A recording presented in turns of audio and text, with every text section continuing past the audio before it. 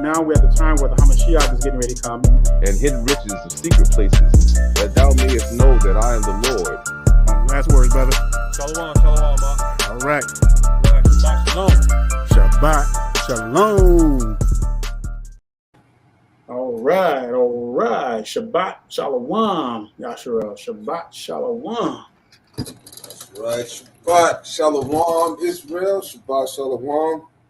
Like we always do. Yeah. Go ahead, Al. Yes. Look, we so pumped up, we even started a couple of minutes earlier. God.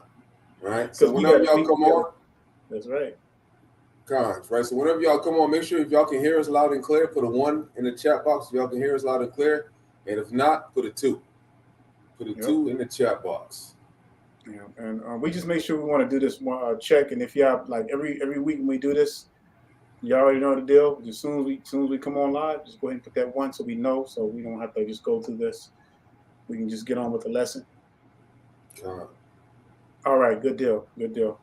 So they can hear us loud and clear. So of course y'all know tonight's lesson is going to be the paradox of black children growing up without their fathers. Now I know you probably heard us teach lessons similar on this, but we're going to take you on a different spin. We're going to show you in a way that you're not even expecting tonight, because we got some things to show you, and we want to show you the condition and the reason why things are the way they are, even as we speak. And we called it the paradox for a reason. But before we kind of build the base, let's look at Proverbs. I know we like to get directly to business, get directly into the Most High's book. So Proverbs chapter 3 and verse 1. I'm gonna give you a few seconds to get there, and make sure you're writing these verses down as well. And then please also just make sure you hit the like button so you can share these lessons, so this channel can grow and so that it can get to the people it needs to get to, our people. So, That's right. All right, Proverbs chapter 3 and verse 1. It says, "My son, forget not my Torah, but let your heart guard my commandments." Now, why am I reading this particular verse? Because all through the scriptures, of course, we are commanded to keep the commandments.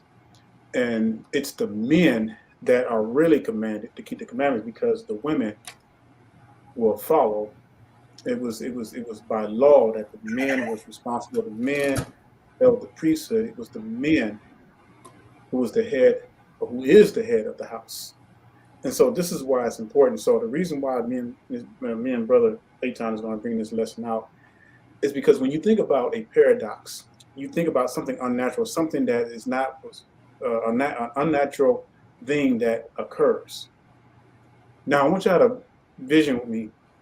You look at today, how our society is and what happened. Now, we talked about 8 decades of this total destruction.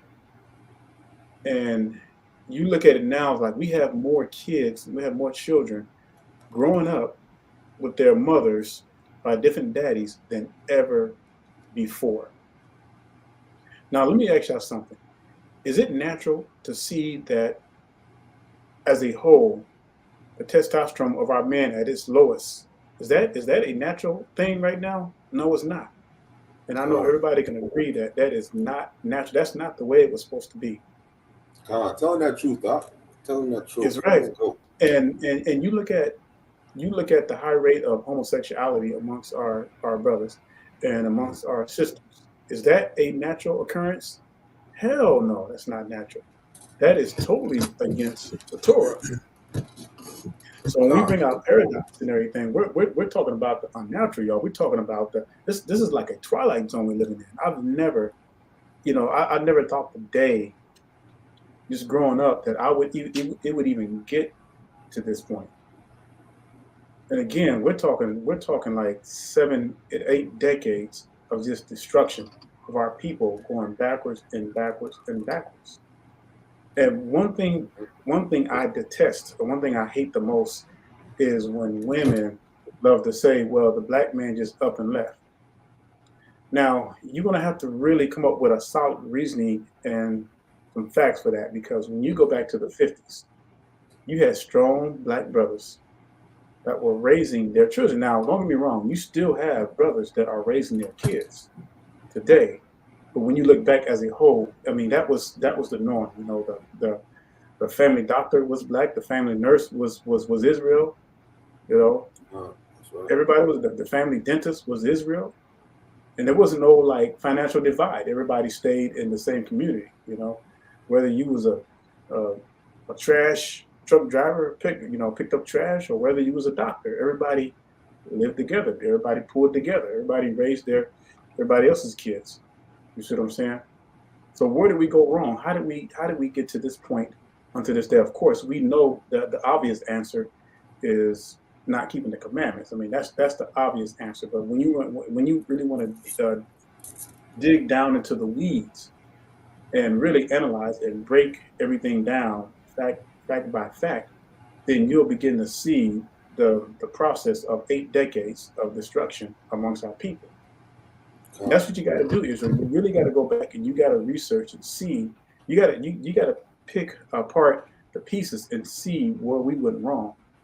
Even though our people were caught up in Christianity, but it's nothing like now what it is today. All right, so you cannot tell me that what's happening right now with our people, with our brothers and with the women, that this is supposed to be natural. This ain't natural. I've never ever seen anything like this, and our children are growing up, and it's getting worse and worse. Because you can, and I don't care what women try to say. A woman cannot raise a little boy to be a man. It's impossible unless that little child has some kind of manly influence in his life, whether it was by his granddad or some other men who are help raising that child. But a woman cannot teach a boy how to be a man. That's just impossible. What you got, brother? Well, just to add on what you were saying, a lot of the men get blamed for leaving the household. That's the common excuse that we hear from a lot of these single mothers out here. And when push comes to shove, and you look at all these interviews and things of that nature, right? Because as you see, man, there's an uptick against harlotry, right? There's an uptick against harlotry. All the brothers, they're starting to band together. Even the men of the other nations, the heathen, they're starting to band together against their women in their nation. It just seems to be a thing nowadays that these folks are starting to raise up. And like I was watching an interview the other day, and the woman said that she had a child from a one night stand, and that seems to be the common trope. That really seems to be the common trope. I mean, like, why are you not, even if you are out there being wicked as hell, right? And you doing these one night stands and whatnot. How? Are y'all just sexually so immoral that y'all are just no kind of protection against any kind of diseases, or I don't condone any of this. You know what I'm saying? It's all wicked, but just the mind frame to want to bring in another child into this world, through your wickedness. What do you think that's going to do? And then a lot of times when I hear these single mothers that are talking about this, they're having like 1 or 2, 3 baby daddies. Yeah, and that in itself causes the root problem that our brother Daniel was talking about earlier, right? Because the root problem is basically let's say you know, if you do have, hey, brother Daniel, you can explain it better than I can. Yeah, go ahead, take it away. Yeah. So here's the deal, Israel. So we see today that more mothers are raising single children out of wedlock and with multiple children. So let's say, okay, let's say, sisters out here, they have like two, three children by different daddies. And here's the paradox of this, and here's where it gets really, really hard. Because remember that video we showed one time about that brother? He brought his kids McDonald's, but he didn't God, bring. Yeah, he did not bring the other children McDonald's. And I his remember thing that. was, hey, but that's my son. I'm not I shouldn't be responsible for the other kids that you had. And see, I've worked with kids firsthand, teenagers especially, that had siblings with different daddies, and they God, constantly fight. There's a lot of envying amongst one another. Y'all have no idea what that creates. And I've dealt and I've counseled with many women just within the last 5 years and dealing with this, and a lot of times, most of them, they they want to get married, and I have to tell them. I says, no, you cannot.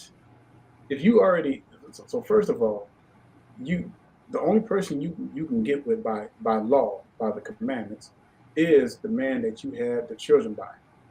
God, But in this case that we're dealing with women that are having multiple kids by different daddies. That's even worse. God, And it's like, who do you get with? Because now you slept with these different men, and you have babies by these different men. Maybe some of them are in their children's life, and then some of them are not. And that just causes and the Most High says that He is not the author of confusion. You pull that up, brother. God, The gotcha. Most High stated He is not the author of confusion. Right there, right? First Corinthians, right? First Corinthians chapter 14, right, and verse 33. It says, "For God is not the author of confusion, but of peace, as in all churches of the saints." Right? Now, what is the church? Right? A church is, it's not a building, right? It's not a place, right? We know in Amos and in Acts it says that what? God is not in a building that is made with hands, right? Because the Most High, His building, He's building a temple with each and every one of us, right? We're a stone for the building that the Most High, we're stone for the temple of Hamashiach, right? Now, each one of us righteous souls. Now, if you're an unrighteous soul and you're not keeping the commandments, you're being wicked as hell, you're laying down on everybody, right? That's going to make you not a strong stone, right? So that Mm, means that, well, we got to cast you away. You're not going to be part of the temple, right? You're not going to be a part of the temple. And that's so right. the church, right? The church in itself is the people. The church is the people, right? The That's church is right. not it's not a building. The church is the people. So it says, "But of peace, as in all the churches," right? All the groups of us Israelites, wherever we are spread to the four corners of the earth, right? We got to understand that what we're the churches. It out there. Even when you got all those gang members, right, hanging out, all those brothers that are hanging out, even though they're doing wickedness, that's a wicked church, right? That's a wicked church of Israelites that are what? I'm saying? All of those stones are fit for what? Fit for destruction. Just like we have Mm, all these sisters that are out here that are not doing what they're supposed to. They think they're just as equal with the men, that they don't want to, this, that, and the third, all this wickedness. Fit for destruction. That's it, right? So we just got to remember that, because as you see, it even says down in the next verse, right? "Let your women keep silence in the churches." Right? "It is not permitted of them to speak, for they are commanded to be under obedience, as also saith the law. If they will learn anything, let them ask their husbands at home, for it is a shame for a woman to speak in the church." Right?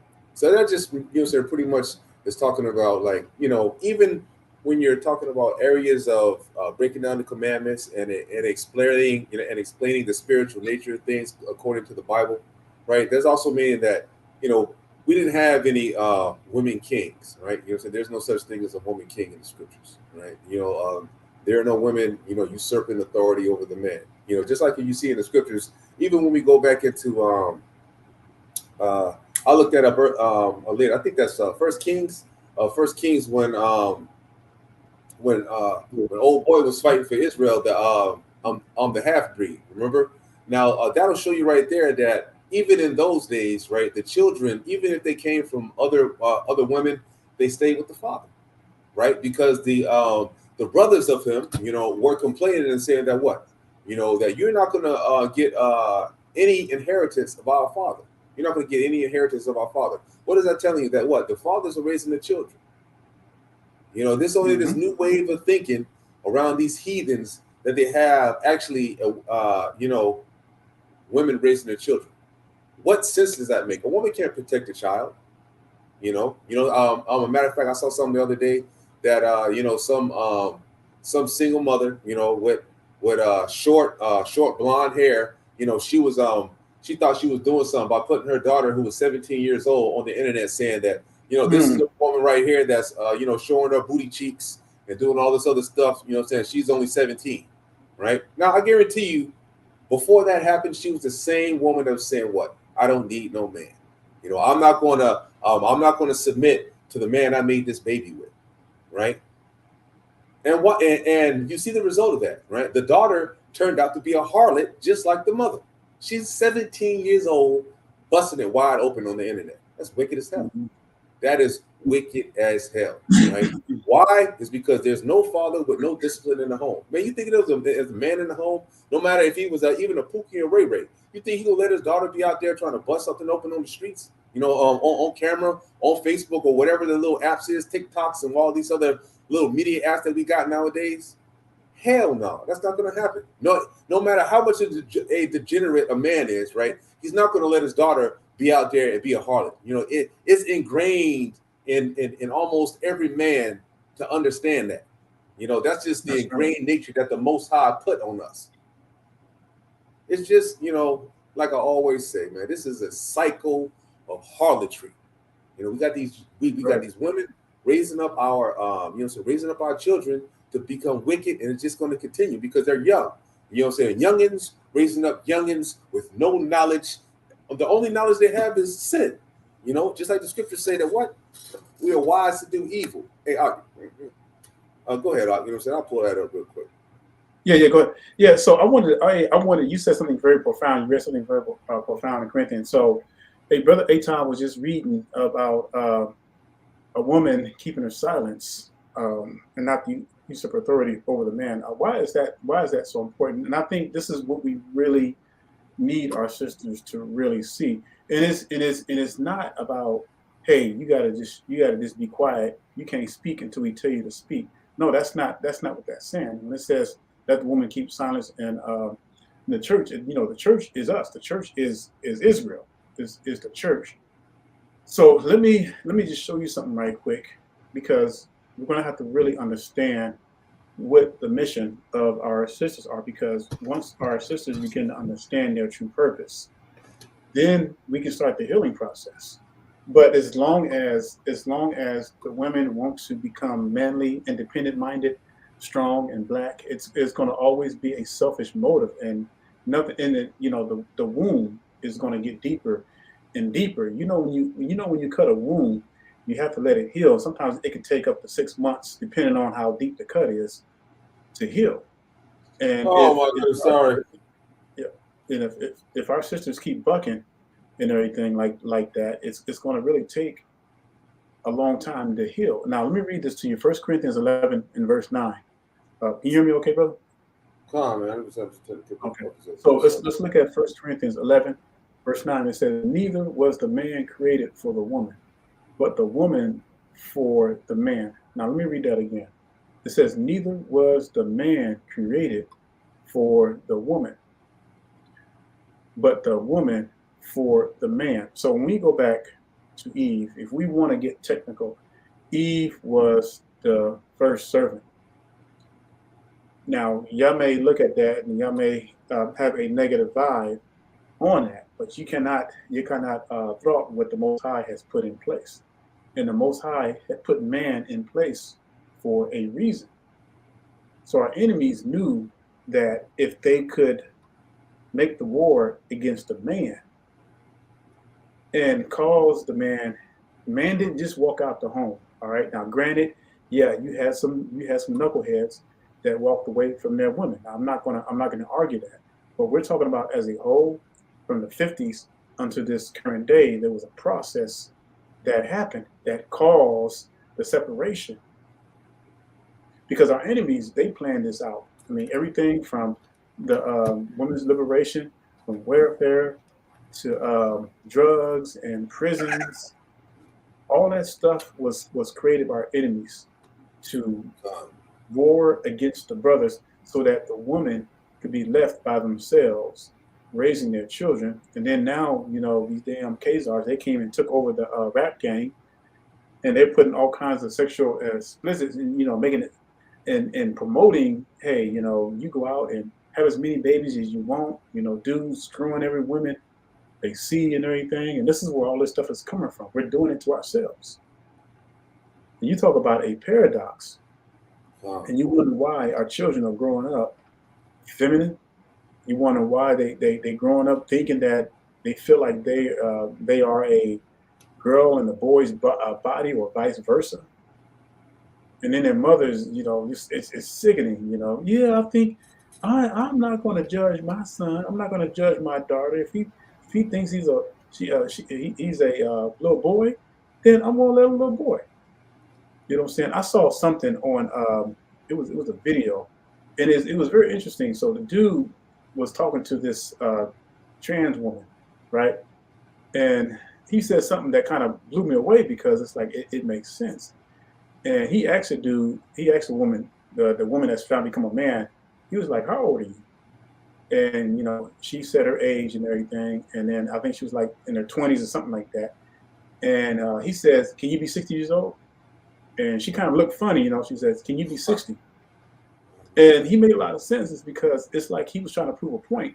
See, you can't, a 20-year-old woman or man cannot identify with being 60. Why? Because it's impossible. Am I right or wrong? So you cannot magically just change your gender. That's impossible. That is not. See, that is the just horrible wickedness that's going on with our people. You want to change what the Most High gave you birth with, and claim that you feel like you're a boy or a man in a body or vice versa, because you got some kind of feeling.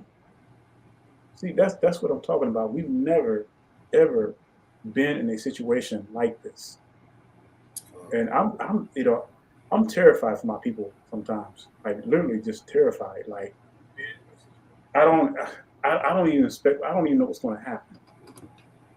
Even in the next 5 to 10 years, like it's just everything. I mean, I'm talking about the wickedness now. I'm not talking about the signs of the times. I'm talking about the wickedness of our people is accelerating. I'll talk about that, brother. What you got? It's just Jeremiah chapter 4 and verse 22. It says, "For my people is foolish. They have not known me. They are Sodom's children, and they have none understanding. They are wise to do evil, but to do good they have no knowledge."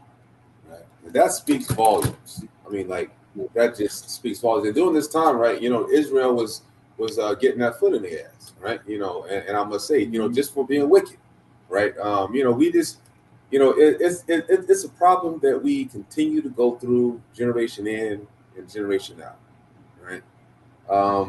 And I fear that it's a problem that we're always going to go through, mainly because since the beginning, right? We've had a problem. We've had a problem with this. First started with Eve, right?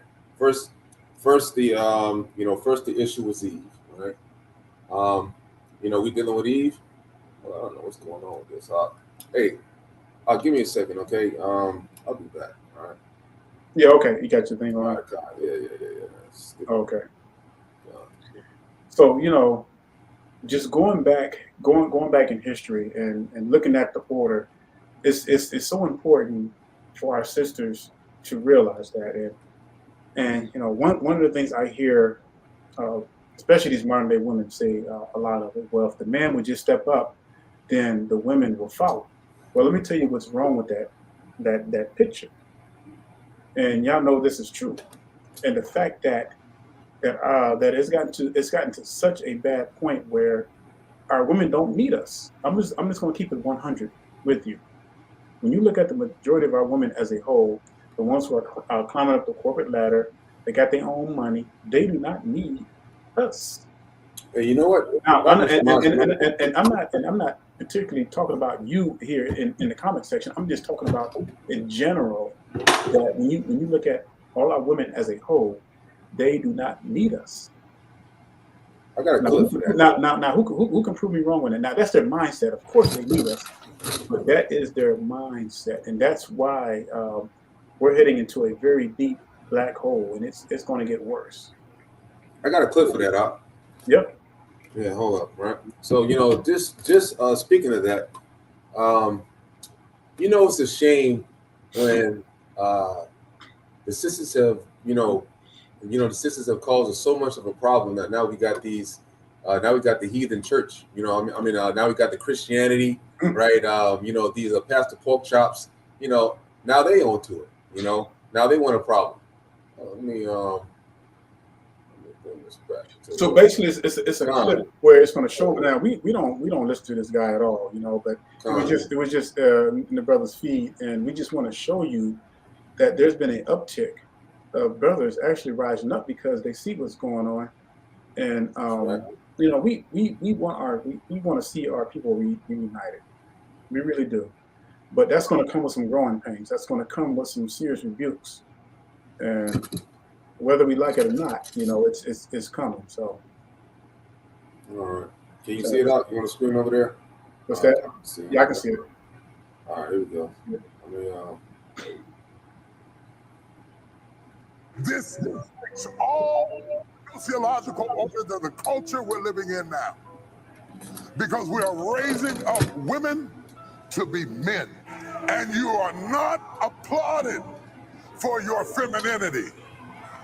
You are applauded in the contemporary society by how tough, rough, nasty, mean, aggressive, hateful, possessive you are, and you are climbing the corporate ladder, but we are losing our families. I know you can buy your own car. I know you can buy your own house. But until you create a need that I can pour into, I have no place in your life. So stop coming home bragging to me about how much you don't need me and wonder why I shy away. Oh, y'all ain't gonna talk back to me this morning. All right. So, that was just a coincidence that, you happen to just be talking on that. And then now we got, Pastor Pork Chops like TD Jakes. Hey, sisters, we really got to look at this. We really have to analyze this situation, right? Because we know that the Christian churches, right, and other organizations as such, their main source of income is the women. Right, so it's gotten so bad, right, that these pastors are now attacking the source of their income.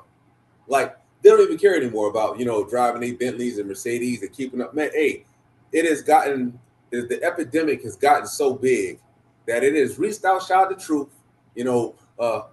Reached outside of whoever else is now teaching. Now it's in the Christian churches that they are now getting on the women. The same thing, the exact same thing. So it's got to be a problem. Worldwide, and see now this is a paradox. This is a true paradox because even though these sisters have started, right, and they've whored themselves out from the beginning, laid down with multiple men, and they think it's okay for them to expect this, that, and the third from a brother, and they come and tainted as hell, right? And now it's all the way down to raising up all these single men and all this other stuff, right? Now all these men that have come from single mother homes, once they've grown up and get out of the house, right, they're starting to buck back and realize that, the folly that their mom taught them did not prepare them for the world, right?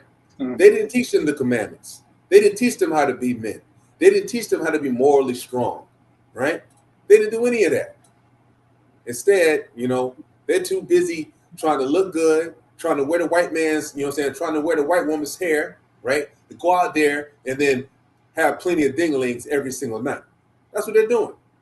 You tell her, you go out there and you see these sisters out there talking about something. Yeah, well, I repented.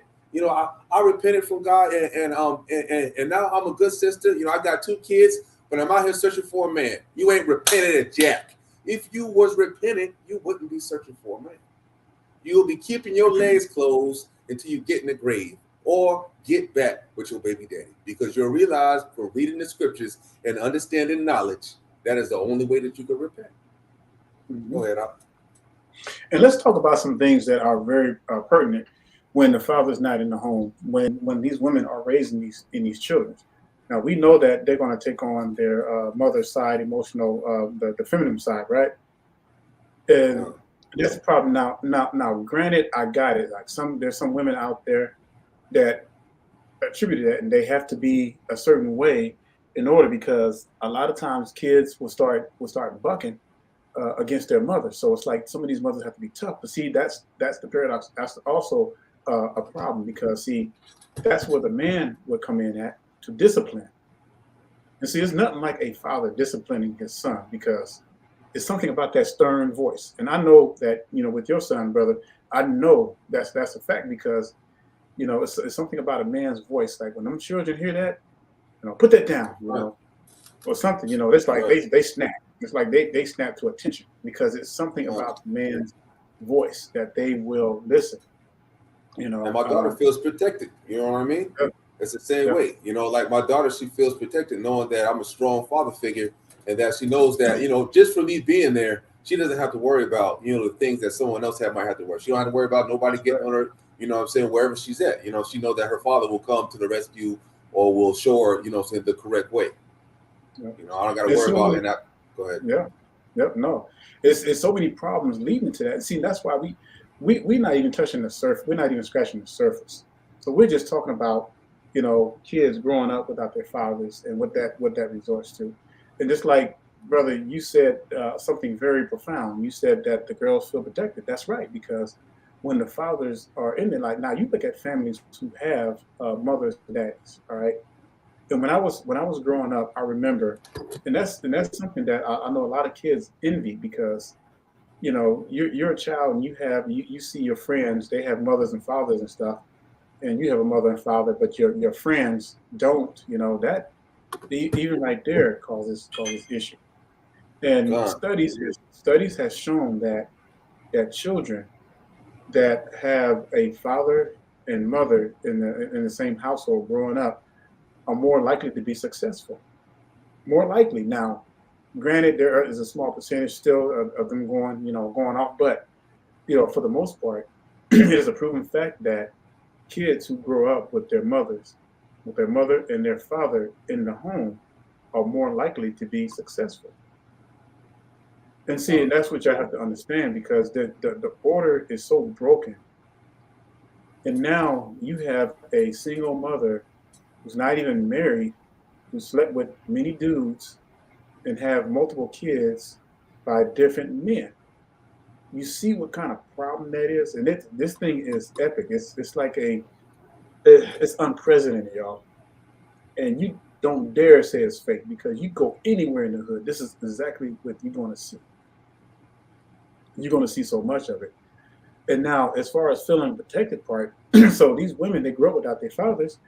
This is why they turn to men at a very young age, because they, it's like they're not so much looking for a man, but they're looking for a father. So who do you think they find it in? They find it in the first dude that comes along and says, "Hey, I like it now. Love your body." And guess what? Women, little girls were created to trust in their fathers. It's like any child that has that childlike faith, at their innocent, that's when they're destroyed.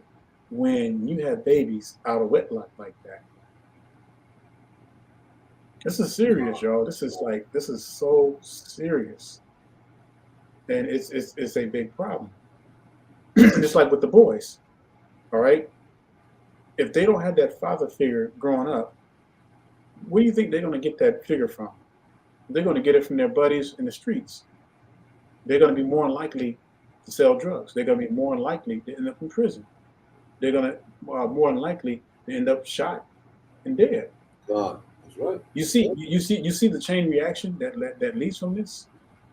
God. But a lot of our people think it's cute that to have all these babies by multiple men.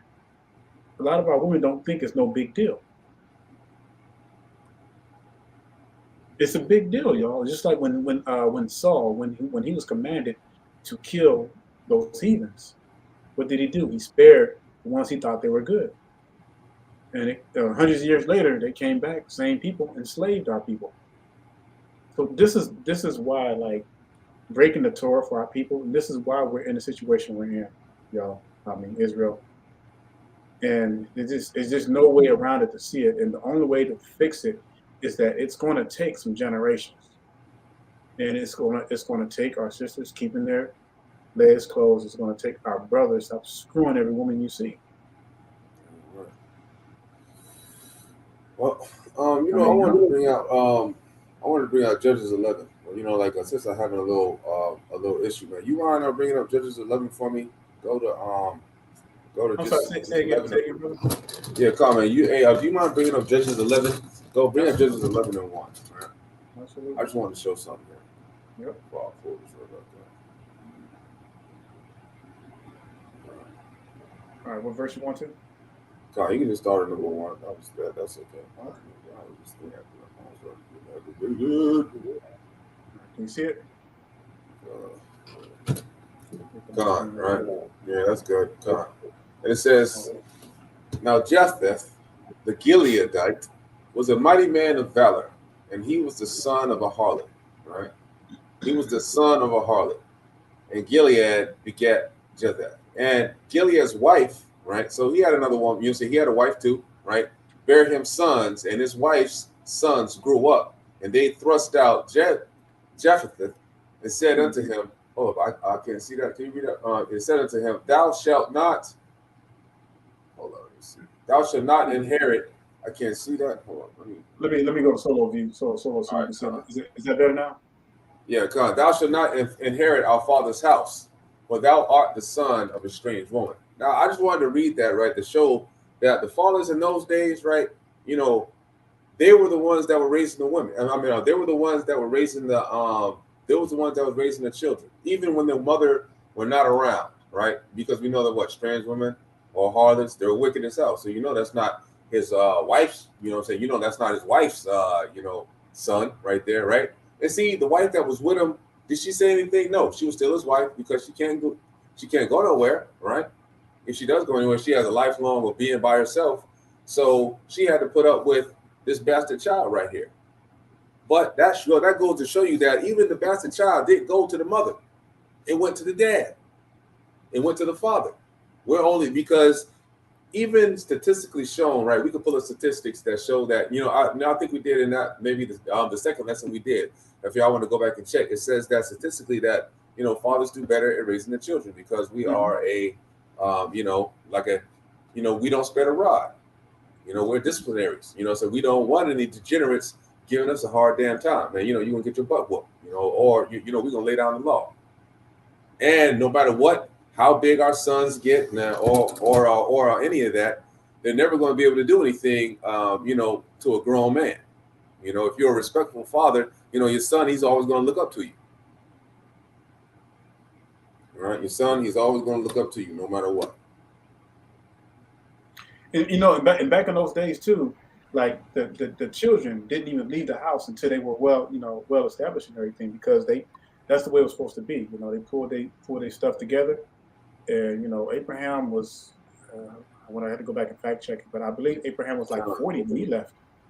Was trained and under, but this is how it was, and we were just a strong family. But the heathens, they've totally done a case job on our people. And totally just got us just all out of line. I want to let's look at Proverbs 8. So we can show you the role of the men. All right, because everything that was the responsibility, and the heathens knew this. The heathens knew it. So they know that if they could take the Israelite man out the picture, 8 days, eight decades in the making, and still counting, y'all. Proverbs 8:4 says, Unto you, O men, I call, my voice is to the sons of men, not the women of men. My voice is to the sons of men.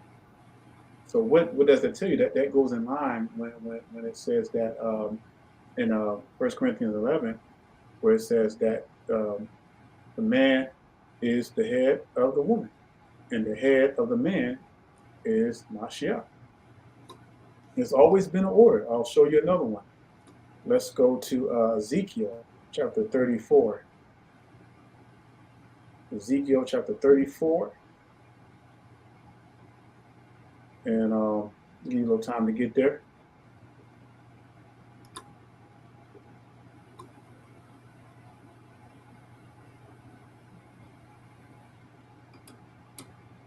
Let's go to Ezekiel 34, and let's look at verse 31.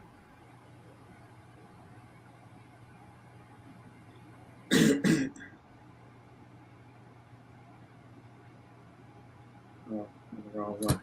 34.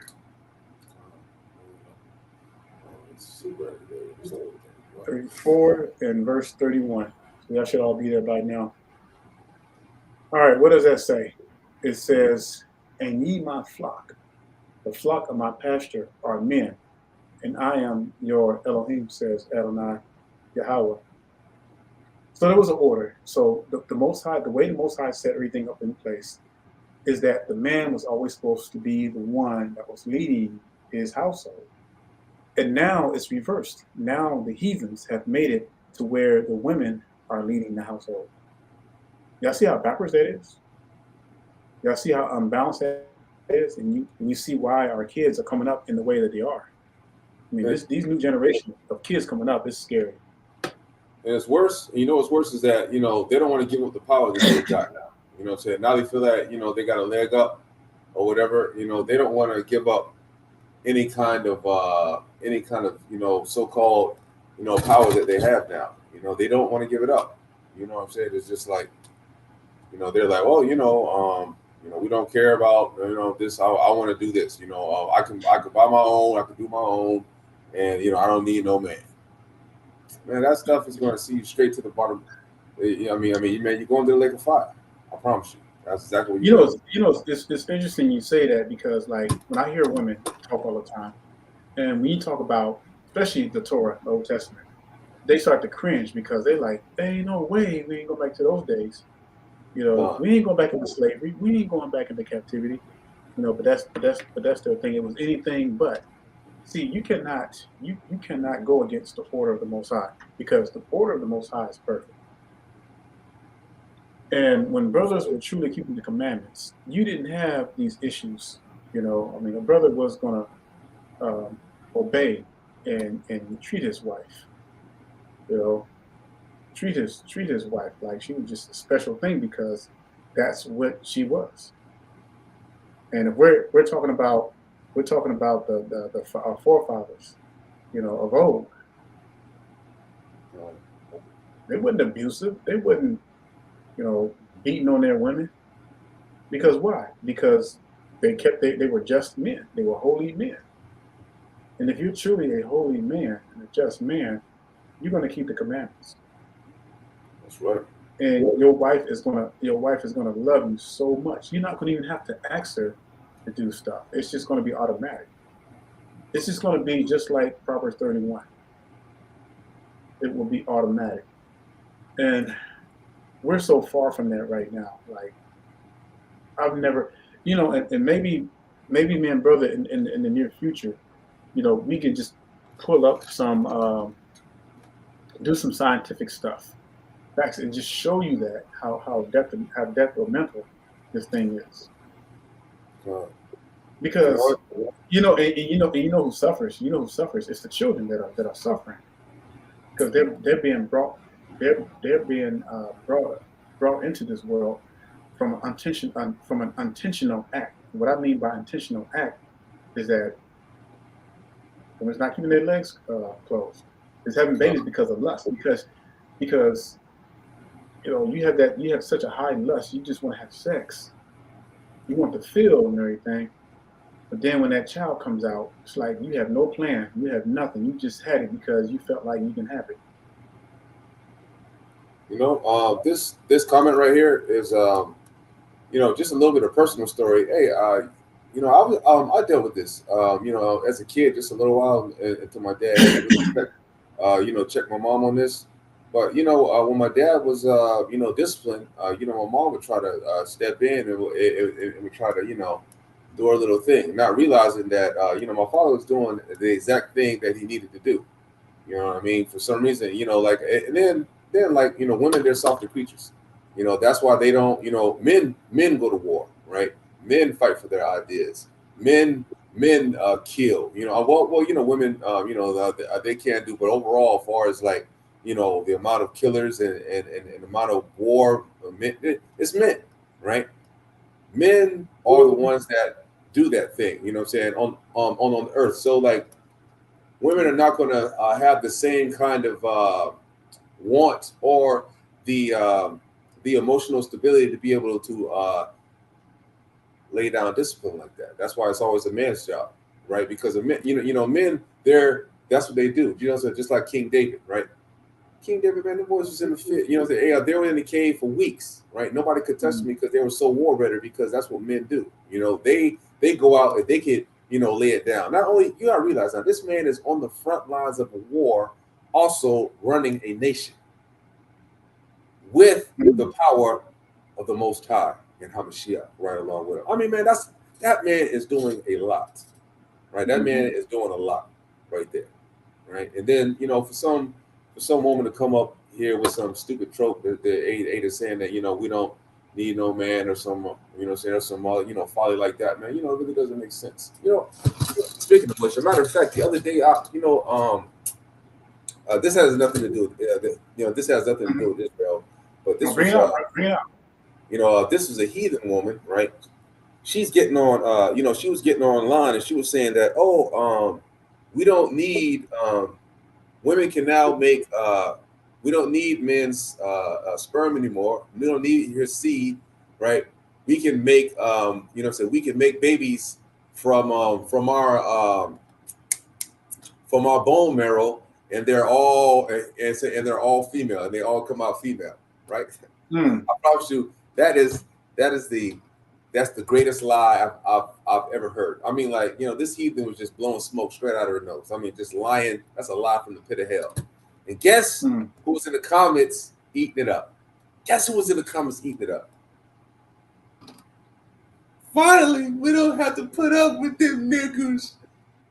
It was sisters, Sad. It was sisters in the comments, right along with them heathens, doing the same thing. And that does not surprise me, right? Because the scriptures continuously say, right, envy not the oppressor and choose none of his ways. What does that mean, right? If our woman is consistently, right, siding with the heathen in their ways, right down to their damn hair that's on the top of their head, what, brothers, we in for a long fight. You understand? You stand, Ox? My brothers, we are in for a long fight. We're gonna be back to back in the trenches, fighting these wicked, unclean spirits from here until the time Hamashiach comes back. So you need to lace up your boots, right? Put them gloves on. Go ahead and put that Vaseline up under your eyes and get ready, because that's what it's gonna be. I know Brother Daniel and myself said we're gonna go hard for 7 years. Right, but even after we get done with the 7-year campaign of war, we still going to have to go hard for the rest of our life until the Most High snatches His spirit from us and puts us in the ground. Right? That's right. So we got to remember, right? No matter what happens, brothers, we have to stay strong. We have to keep these commandments.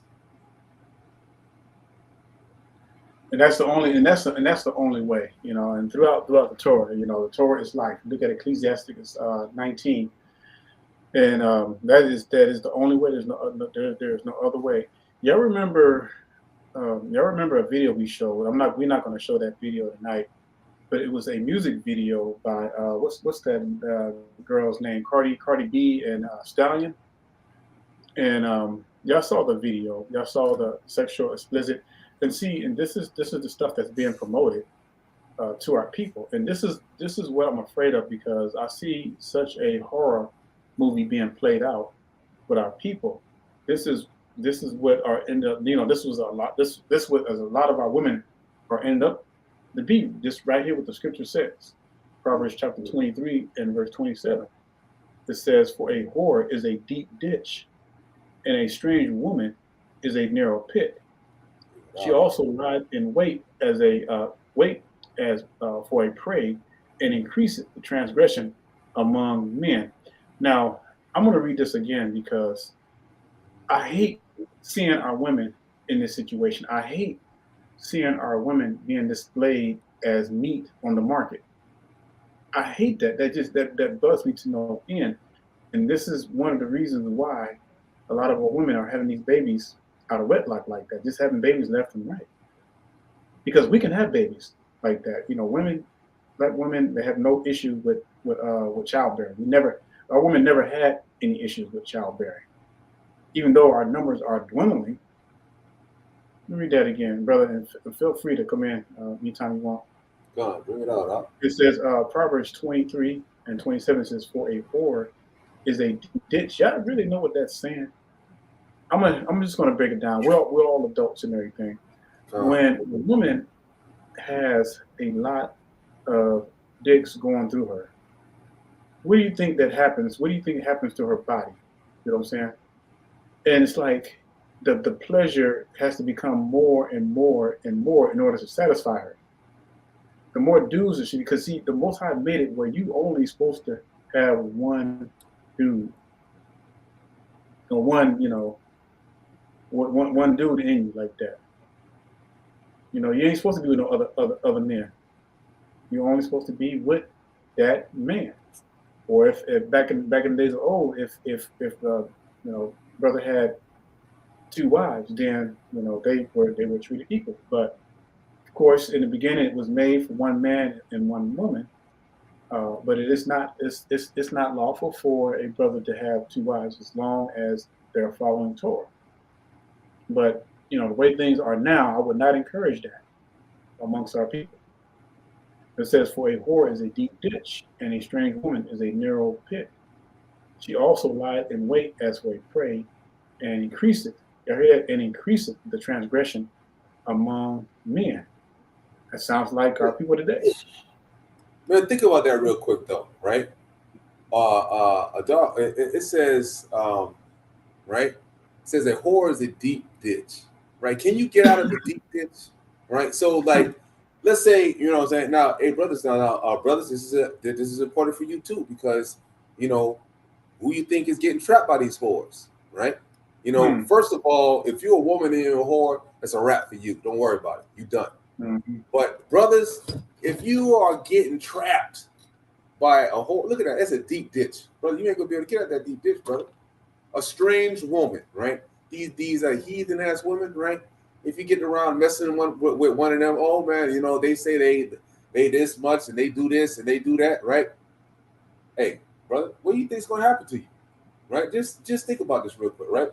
What do you think? What do you think is gonna happen to you? It says that a strange woman is a narrow pit. Imagine if you're in a you climbing, you climbing down in some old mountain cavern, right? And you're down some narrow alley and you're trying to get out, right? Man, you know how hard, and there's plenty of people that get stuck in those things. A narrow pit. So imagine somebody cast you down a narrow pit. How you getting out of there? Your arm stuck by your side, you all in there, getting claustrophobic. Hey, you in a narrow pit, you can't get out. Man, the scriptures are so when they start explaining stuff, man. Hey, man, listen, man, we got to watch what the scriptures is talking about. Look at this. It says the strange woman is a narrow pit. A whore is a deep ditch. Those are things that you cannot escape from. Right? Mm-hmm. Those are things you can't escape from. Those are things you cannot escape from. That is That is crazy.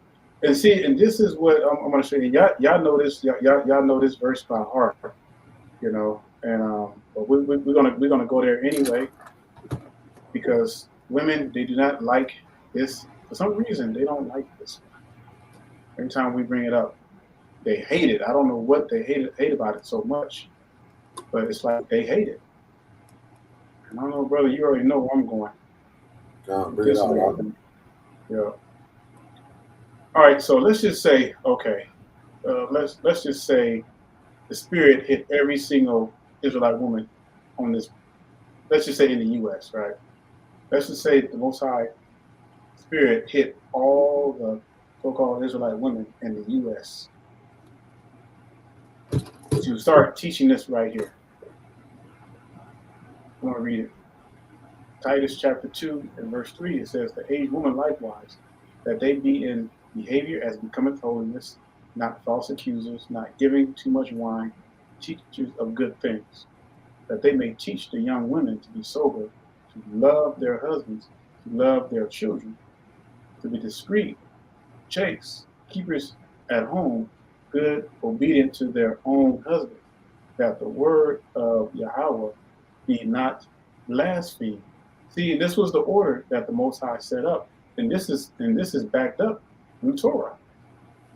This is backed up in Torah. But for some reason, our women they hate this verse.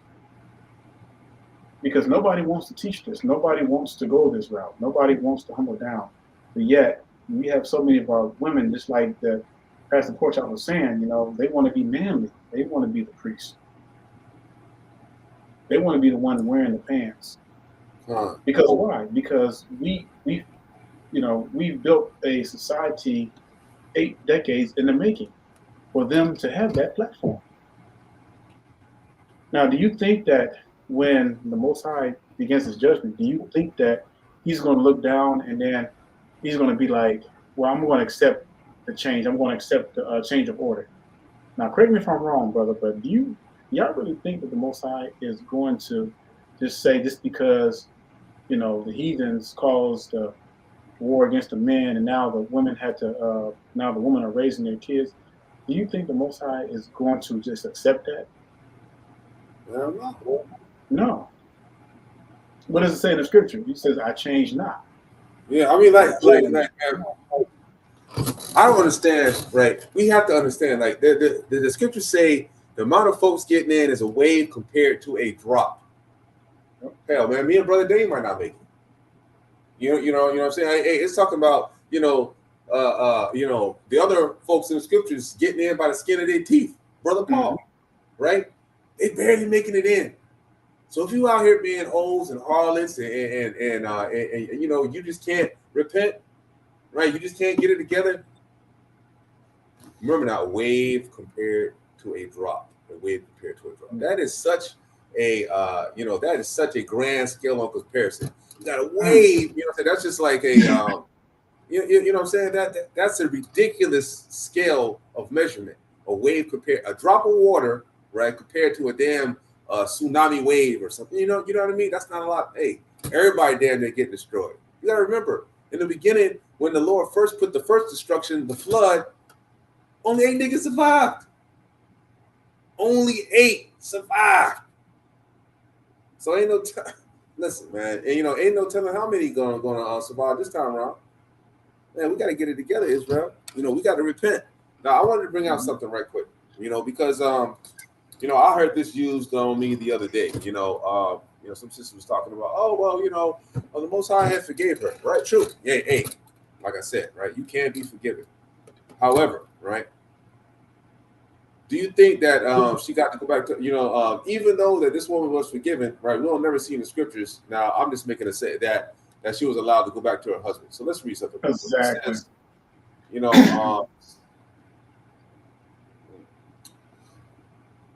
Okay, come on. Let me read it. Okay, so we're gonna read it.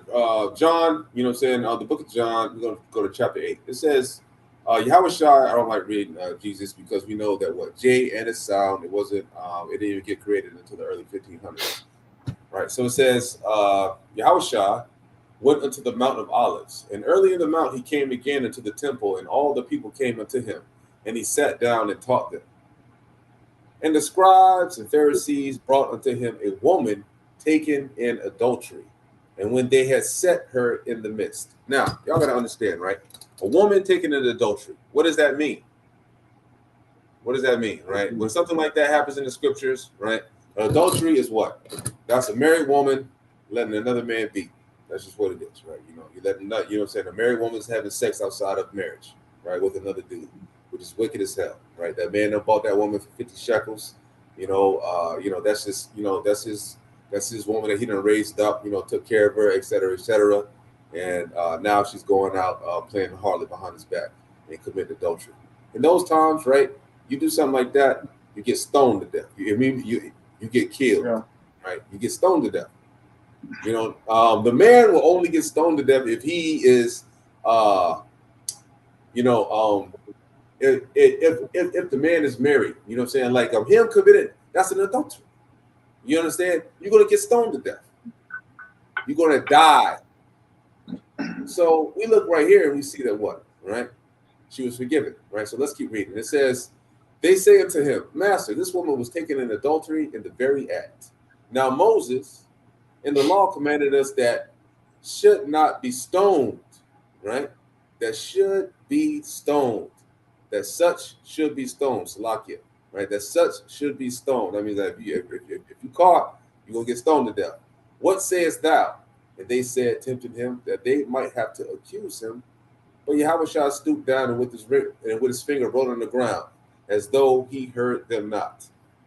And when they continued asking him, he lifted up himself and said unto them, he that is without sin among you, let him cast a stone at her. Right? And he again stooped down and wrote on the ground, and they which heard it, being convicted by their own conscience. I want to know what the heck Yahushua wrote on the ground for them, right? Probably wrote something that every single one of them was reading something different about something they did. You know what I mean? Ain't no telling, because all the miracles he did. So that's what I'm believing in that particular situation. So like I wrote something down, and then every one of them probably saw something different about their own sin, right? Which just convicted them so hard on their conscience that they went out one by one, beginning at the eldest, even unto the last. That means the elders, right? Because the elders back in those days, they had respect of the people. Now, ain't nobody respect the elders, right? These young women, these young brothers out here, right? They don't respect the elders. The elders is where the knowledge is at. They live twice as long as you, but we see these kids, right, gonna try to tell me something, man. Just like the other day, right? I was at the grocery store, right, and I saw this young sister in the line. I said, "Oh, you got an uncle on your neck, right?" I said, "Do you know what that's for?" She says, "Yeah, Egypt."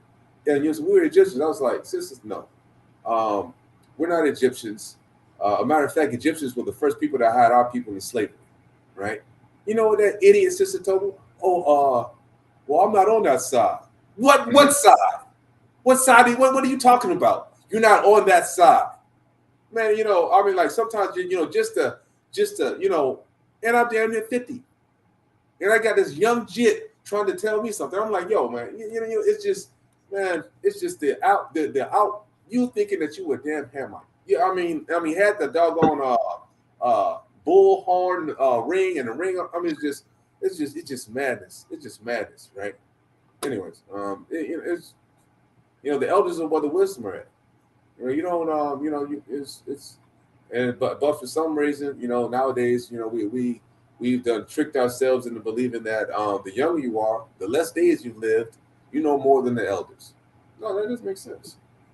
All right. It says, and he stooped down and rolled on the ground, and they which heard it, being convicted by their own conscience, went out one by one, beginning at the eldest, even unto the last. And Yahushua was left alone, and the woman standing in the midst.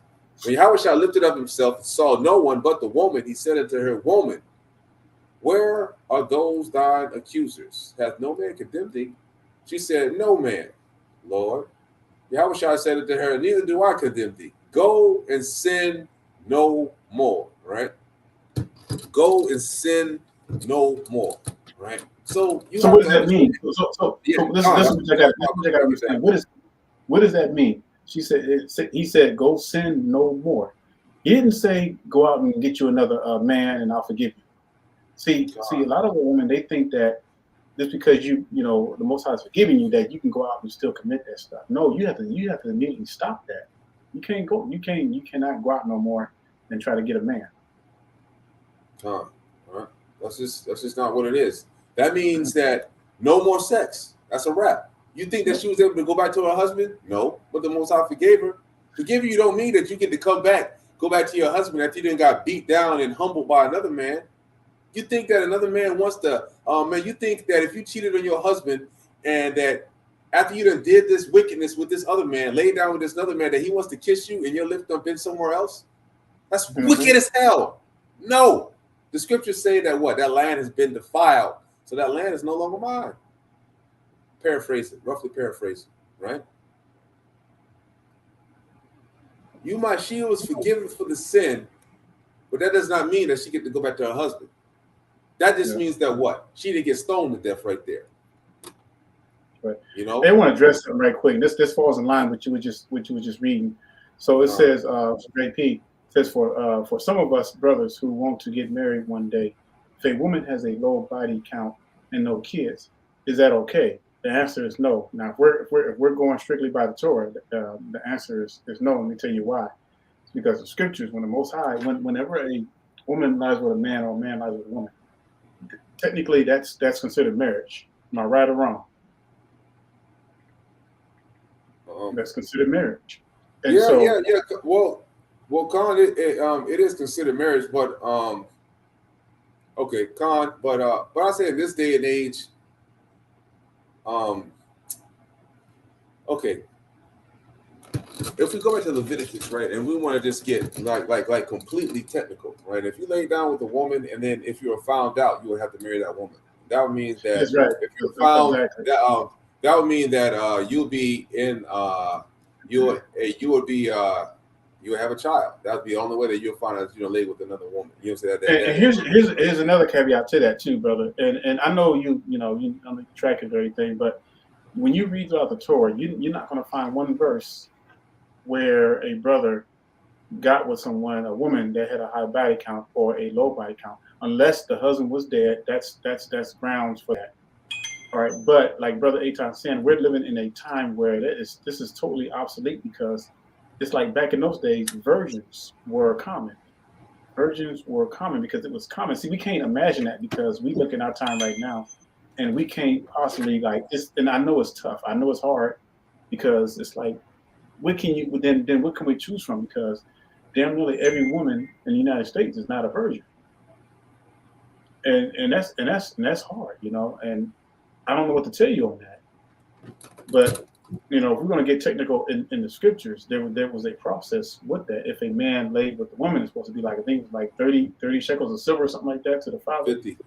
50, yep. And that's the way it was supposed to be. Now, are we doing it that way today? Oh, hell no! The father's not even in the picture. So you see the paradox. You see the paradigm that we're in. That it's just our situation is so jacked up. It's hard to even imagine, because you can't. And let's say you do find a sister, and she has a low body count. Maybe she slept with 2 or 3 dudes, but she never got pregnant.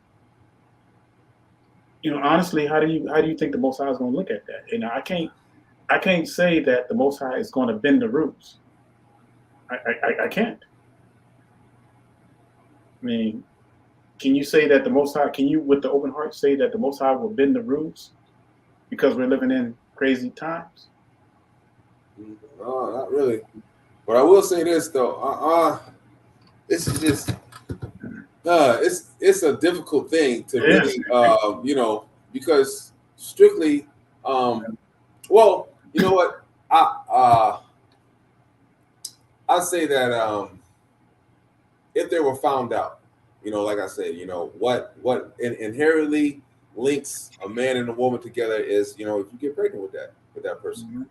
I'll say that today, if you if you have a forgiveness, if you can forgive that woman, or if you have a heart of forgiveness, right? I don't know. You know what?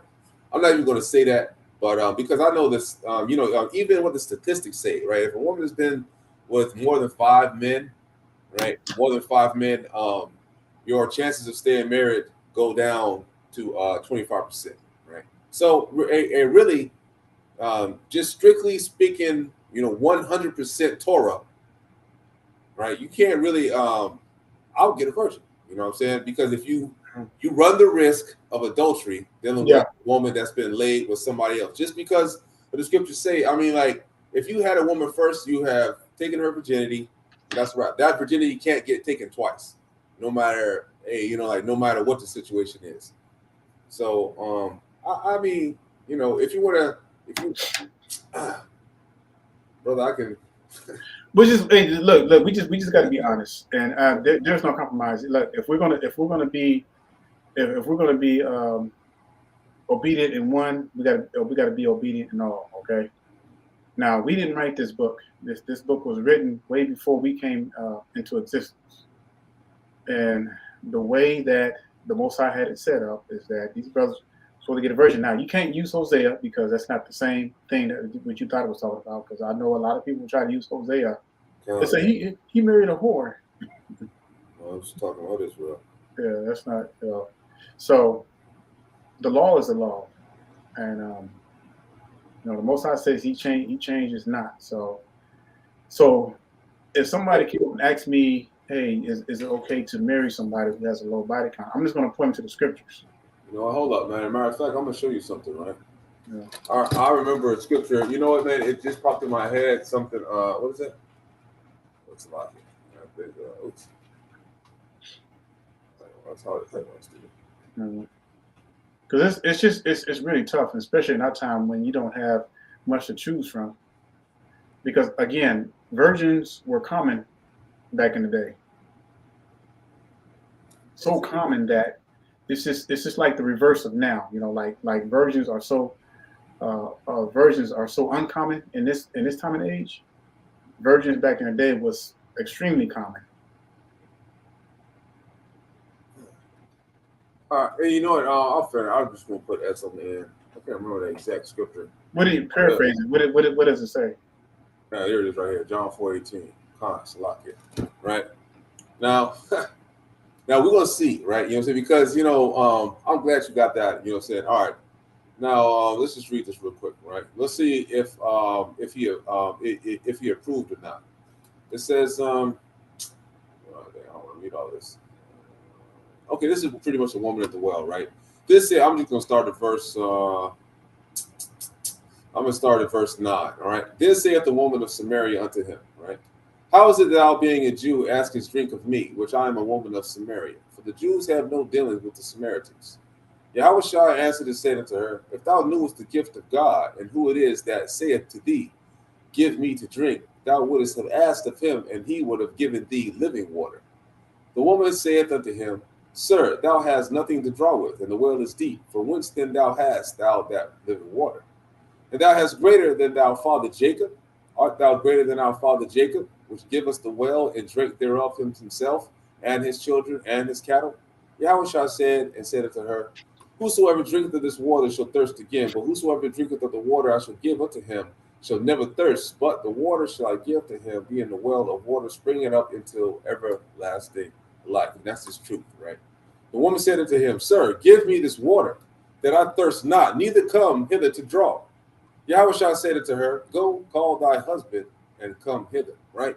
Understand, right? For her to even get the living water, she had to get her husband first. Now, I don't even understand. I don't even think y'all understand that, right? No, Hamashiach, when it talks about real scriptural, like spiritual things, Hamashiach said, hey, I ain't trying to deal with you. Go get your husband, right? Not only did he tell her to go get her husband, but let's see if Hamashiach, like we already know, right? He knows it all. Well, not more than Yahweh, but man, he on top game. It says the woman answered and said, I have no husband. Yahushua said to her, Thou hast well said, I have no husband. For thou hast had 5 husbands. Of he whom thou now hast is not thy husband, and that sayest thou truly. Right? Hey, you know what? So that means that, yes, you know what? There is no compromise, right? So that means that of the 5 people that this woman has had that call her husbands, right? He says that the man, which is the 5th husband that she's with now, is not her husband, meaning that she done laid down with 5 dudes. That's what that scripture is saying. And see, every single one of those dudes been the husband, meaning that what?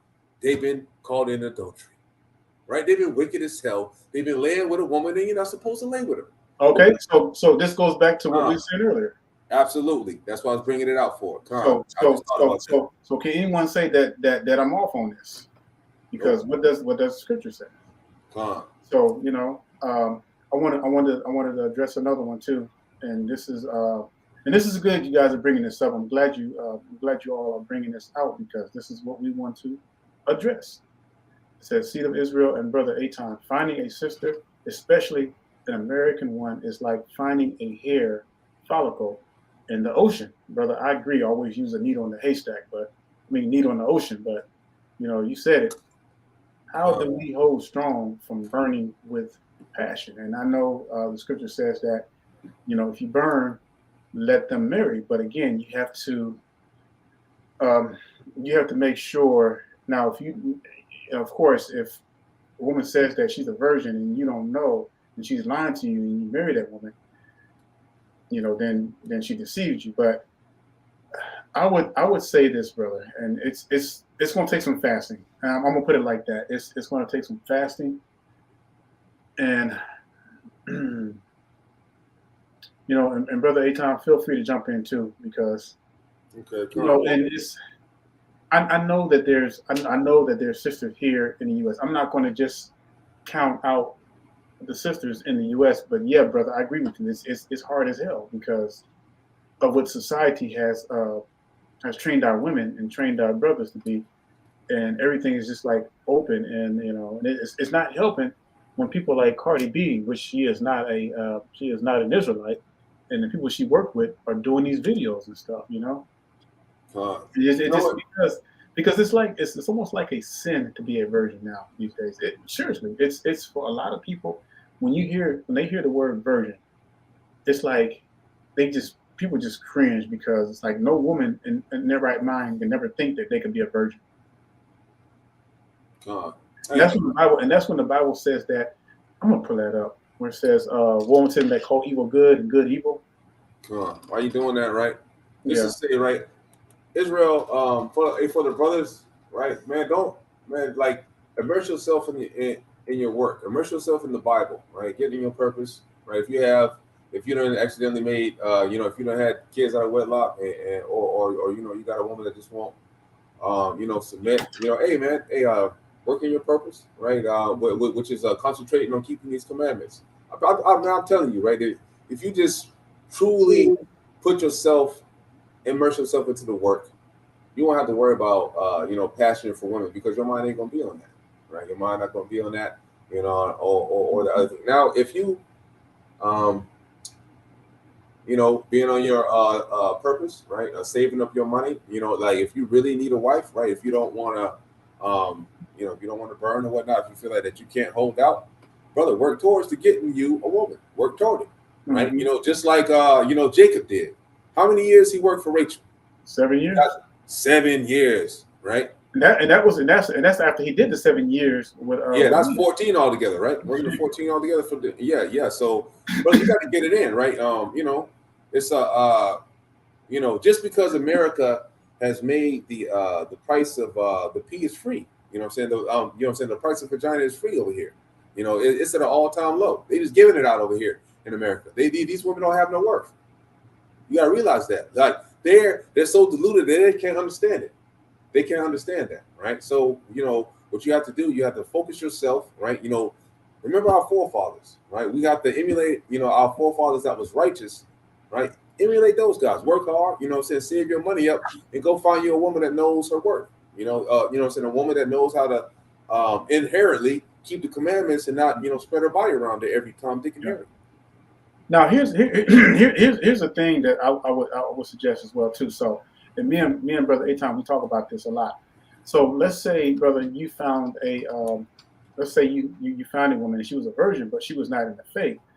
But let's say that she was humble and she was teachable and she was willing to learn the commandments. Then you could teach her the commandments and everything, because if she's truly open-hearted and willing to submit and keep the commandments, then it's going to be easy to teach her. But again, that's hard to find. I'm not saying that it's impossible. It's possible, but it is very rare, because of the situation. And like brother said, you want to immerse yourself in the Word. Psalms 119:11 says, "For I have hidden thy word in my heart, that I might not sin against thee." So, the way we overcome that lust, the way we overcome that burning, is that you have to immerse yourself in the scriptures. What did the Bible say in 1 Thessalonians? It says that resist the devil, and he will flee from you. That's right. Yeah, it's going to burn like hell. It's going to hurt like hell. I'm not going to lie to you, because we're human, we're flesh and blood. So every day we're constantly fighting against the flesh. Every day, every minute of the day, we're constantly thoughts. You know what I'm saying? I ain't gonna lie. I fight every day. I fight against the flesh. So does Brother Aton. We're men. We're men. So we're going to fight against the flesh constantly. And this is why we can come together as brothers and really talk about these things, because it's harder for us now than it was back then because of the situation we're in. It's jacked up. It's really jacked up. I wanted to read this right quick. I want to bring this out. Can you see that on the screen? I can see. So Isaiah 5:20 and 21, because I want y'all to see, like, when I talk about even the thought of a woman being a virgin gives them pause, because it's like we've gotten to such a low level where everything that was righteous and good has become evil and wicked unto our people. It says, "Woe unto them that call evil good and good evil, that put darkness for light and light for darkness, that put bitter for sweet and sweet for bitter. Woe unto them that are wise in their own eyes and prudent in their own sight." So a lot of our people are like this. They're wise in their own eyes, and it's causing their destruction, and prudent in their own sight. This is why you can have a generation of women, talking about, "I'm the boss and I don't need no man," and this and that. And those are the olden days. We ain't in those days no more. We're in a new time now. You know what? Hey, check this out, right? Let me pull this over here. Hey, hold up, man. You done with that up? Yeah, go ahead. Okay, so I can't cut you off. All right, Israel. Check this out real quick, right? So, just like I was saying earlier about, just I was talking about earlier, as because our people like, for the men, right, brothers, for you brothers that you gotta remember, right? I'd say it like this, right? This is only a small space, right? The things of this world, right? The pleasures of something like that, they are inconsequential to the mass picture. You know what I'm saying? To the greater picture at hand, to the grand design. This is inconsequential, right? So let's go to 1 Corinthians chapter 7, right? And we're going to start verse 32. It says, "But I would have you without carefulness. He that is unmarried careth for things that belong to the Lord," right?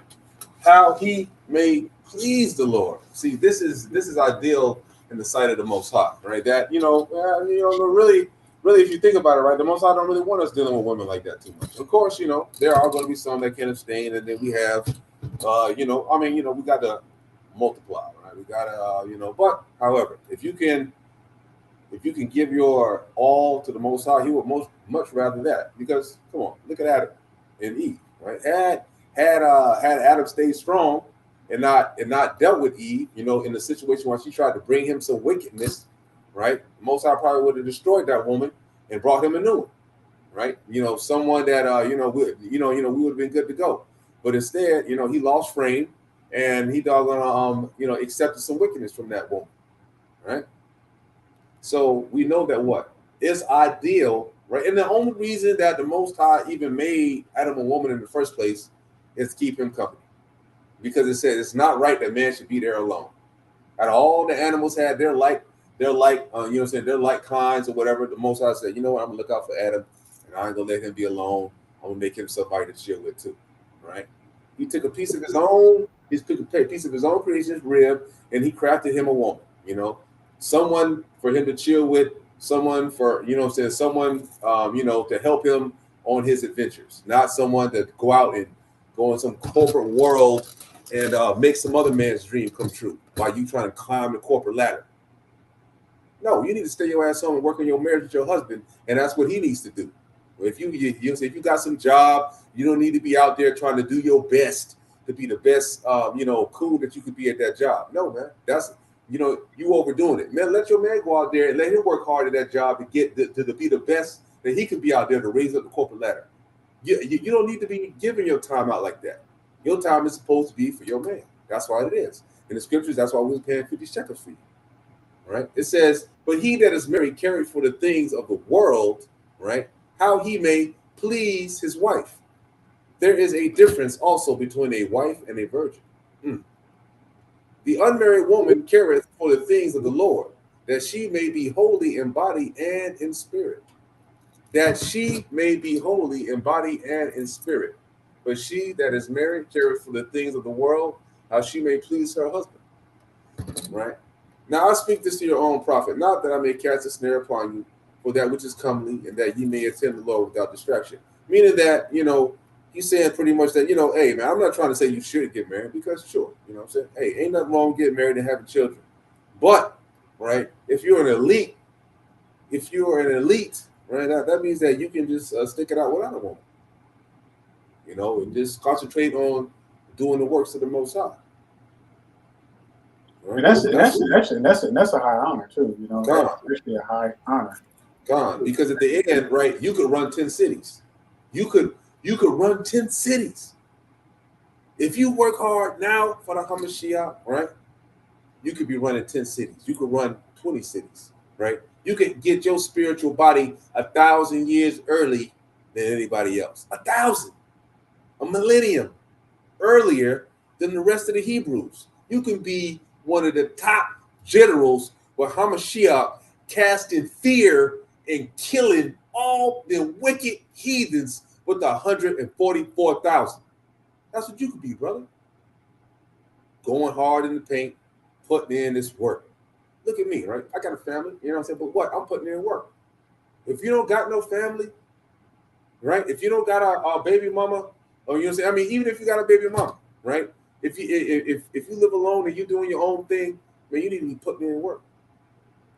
I promise you, if you're not putting in work, keeping the commandments, you're not gonna make it. That's for every single one of you brothers out there. The scriptures say what? Faith is dead without works. The scriptures don't lie. Hamashiach don't lie. He said everything he throw out, nothing ain't gonna come back void. So if he tell you that faith is dead without works, what's that mean? You can't eat pork, nigga. You know what I'm saying? That's what it means. You got to wear your feathers, nigga. That's what it means. You got to treat your brother as you want to be treated. Women, you got to keep your legs closed. You got to submit to a man. That's what it means. You got to do the work. If you don't do the work, you will be destroyed. And it's all righteous, because that's the way it was. And the reason why a lot of our women can't see it as submitting like that is because they're so focused. They're so focused on this new generation society. They hate the order of the Most High. Our people have always hated the order of the Most High. They hate him. Whether they hate it or not, guess what? It's going to get back, because when we go into the wilderness, which is nobody knows when that's going to be. He said that he's going to purge out the rebels. Right. He's going to purge, and that purge doesn't mean that he's going to just stroke you on the head and everything and tell you that everything's going to be all right. No, purge means to kill. When you purge something, when gold is purged in the fire, what's happening? You're burning away all that filth and dross and everything from the gold. That's the purging. I mean, we are in a sense having a purging now, but it's we ain't gonna see nothing like what it's going to be. And see, this is why we wanted to really bring out this lesson. And I know that we have a lot to cover and everything. We really want you to see just the effects of the reason why our children are the way they are. Because, again, getting back without having to get too far from the lesson, without the father in the home, That's what causes havoc. That's what causes chaos, because the order is broken. And women, please stop saying, it's because the head is sick. I hear that all the time. That just gets on my nerves. We know that Israel is sick, but it all points back to the same thing every time. All right. I want to read something, right? I don't have to read all of it. It doesn't matter, right? But then, so this is kind of important.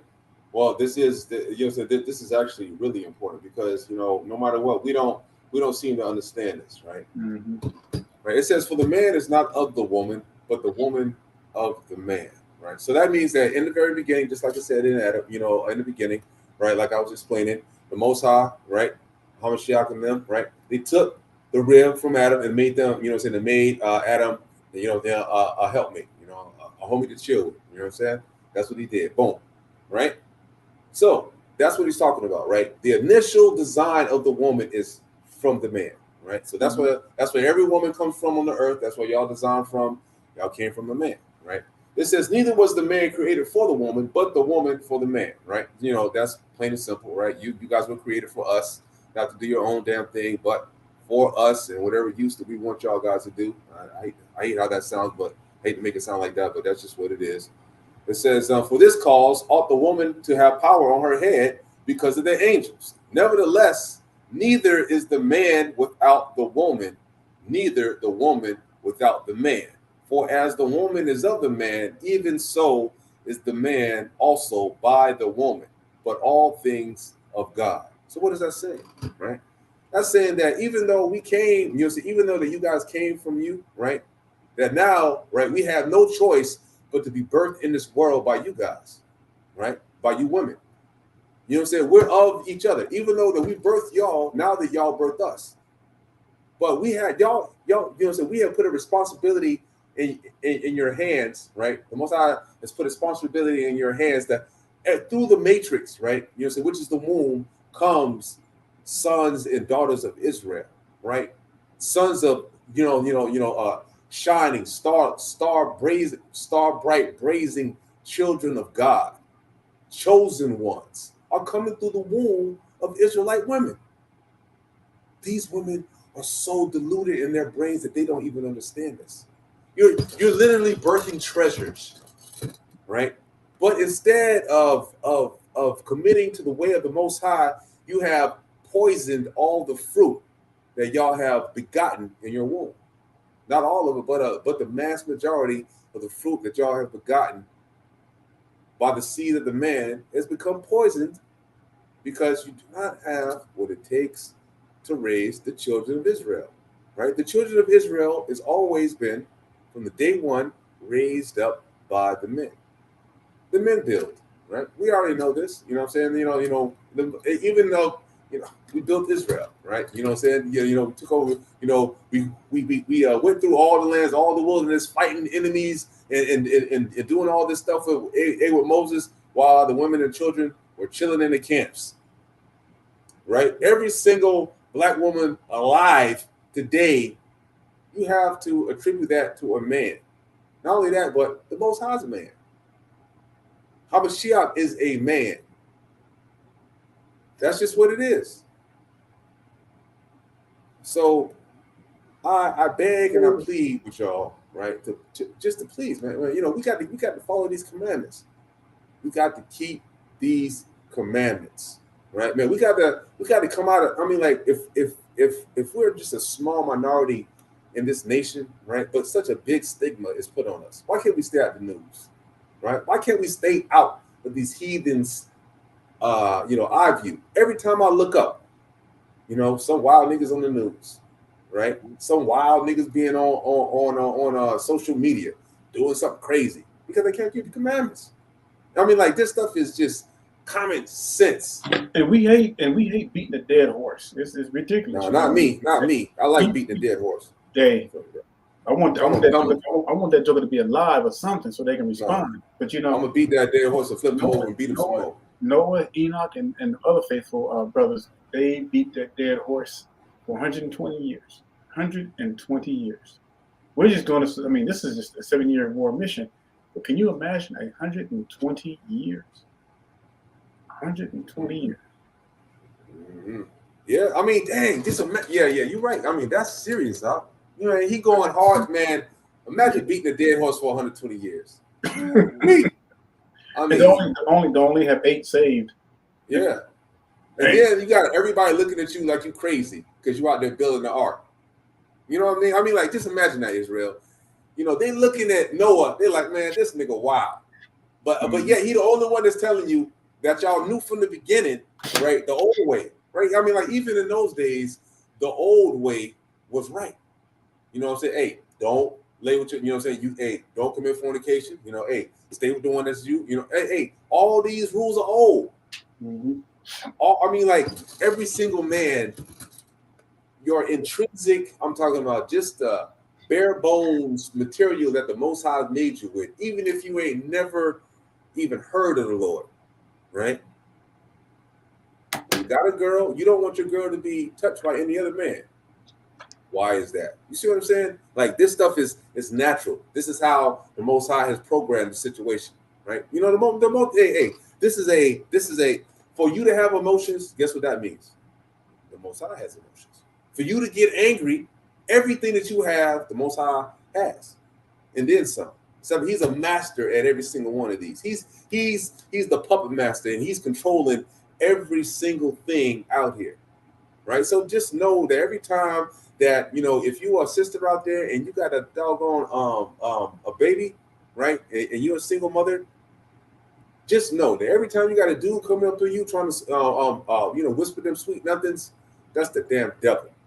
You know, that's the damn devil that the Bible speaks of, and he's on your back. He's waiting, trying to get you to slip because he don't want you to get the kingdom, right? He wants you to be destroyed right along with him. That's the only purpose that Hamashiach, the Most High, made Satan. You understand? Satan, the Most High only made Satan for him to do what? For him to trap off Israelites, for him to cause destruction. You know, just like he got put on King David to count the Israelites, right? They working for the Most High. You got to realize, right? They all, these evil demons, they ain't running around here doing whatever the hell they want. They working for the Most High as testers. You know what I mean? Pulling out fit. Yo, man. Hey, man, the king. Y'all think it's gonna be easy that you're gonna get to live for eternity? That means that you can forget about time. Time doesn't exist no more for you. There's no such thing as time for you anymore. Just imagine that. Try to wrap your mind around there's no such thing as time. Right? Try to wrap your mind around that. That's what you're getting towards, right? That's the gift of eternal life. The gift of there is no such thing as time, and your body never gets old. You can move around as sparks to and fro in the earth. And you trying to get at it for what? Because you can't keep your legs cold? Man, get out of here, man. You sound stupid. So true, every time they want to spread wickedness or misinformation, you see our people up front. Absolutely. Absolutely, yeah. Wes. That's facts. That is facts. Black Lives Matter. Prime example. All right. I'm gonna go ahead and put this if anybody want to come on, all right. Well, if you got any questions relating to the lesson. Now, some of those questions you had earlier, they were really good questions and everything, and you know, needed to be addressed. And there we go. we know it's hard. We know it's hard for the brothers, you know, and of course it's hard for some of the sisters as well, but more so the brothers because we're in the leadership position. So we need our women to come back to the order, the way the Most High set up. And you brothers out there, right? If you see these, you know, you got a chance to really, you know, interact with any children, you know, any male children, you know, of that nature. If you're a man of any type, right? You know, make sure you put that word of God in their ear, right? You know, hey man, I'm not asking you to take on no other body's children or anything like that, but listen, just speak that word of God in their ear. Hey, tell them, hey, you know, you were chosen one of the Most High, right? You were chosen one of the Most High. You need to keep the commandments. You need to remember that.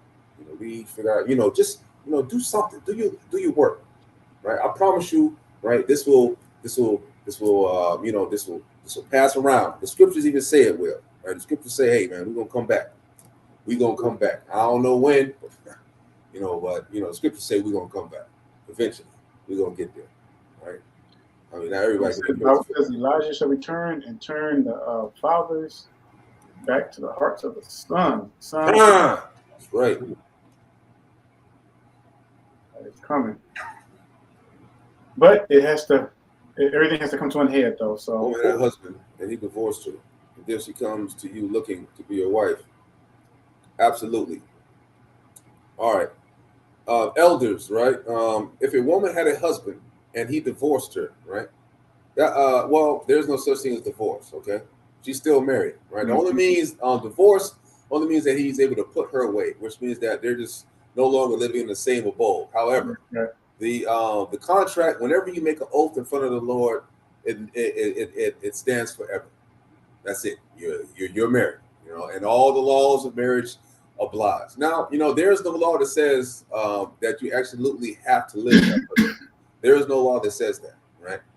So, if a woman wanted to leave, like it says in the scriptures, right, she can leave. However, right, then she comes to you looking to be your wife. No, sir. She is trying to get you sent to the lake of fire, right? Mm-hmm. That will make you an adulterer, right? Because she cannot get a man unless her husband has died. Now, if a woman that had a husband, right, he divorced her and he died, right, and then she came looking to you to be your wife, that would be okay, right? That would be okay. However, if that man is still alive, brother, stay away. I hope you haven't been dealing with her in any kind of sexual manner, because that is adultery. You need to repent immediately, good brother. All right. So if we say what happens that's the easy answer right here. What happens with sisters who've been with white males but didn't have children? Notice it's been happening like crazy, like they're trying to be. Now, if we just going by the scriptures, what old boys did back in Jubilees with 30, where if any I'll bring that out real quick. I'll bring out 30 and 7 real quick. Yeah, bring it out. Any woman got with a heathen dude, that was automatic destruction. Yeah, and right, if the father knew about it and he had condoned it, that's destruction for his ass too. He got to go too. Yep. Right?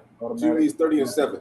If there's any man who wishes in Israel to give his daughter or his sister to any man who is of the seed of the Gentiles, capital G, which is talking about the heathens, he shall surely die. Right? So if you were a father and you gave your daughter away to one of these damn heathens, the Lord gonna see you. And they shall stone him with stones, for he have wrought shame in Israel.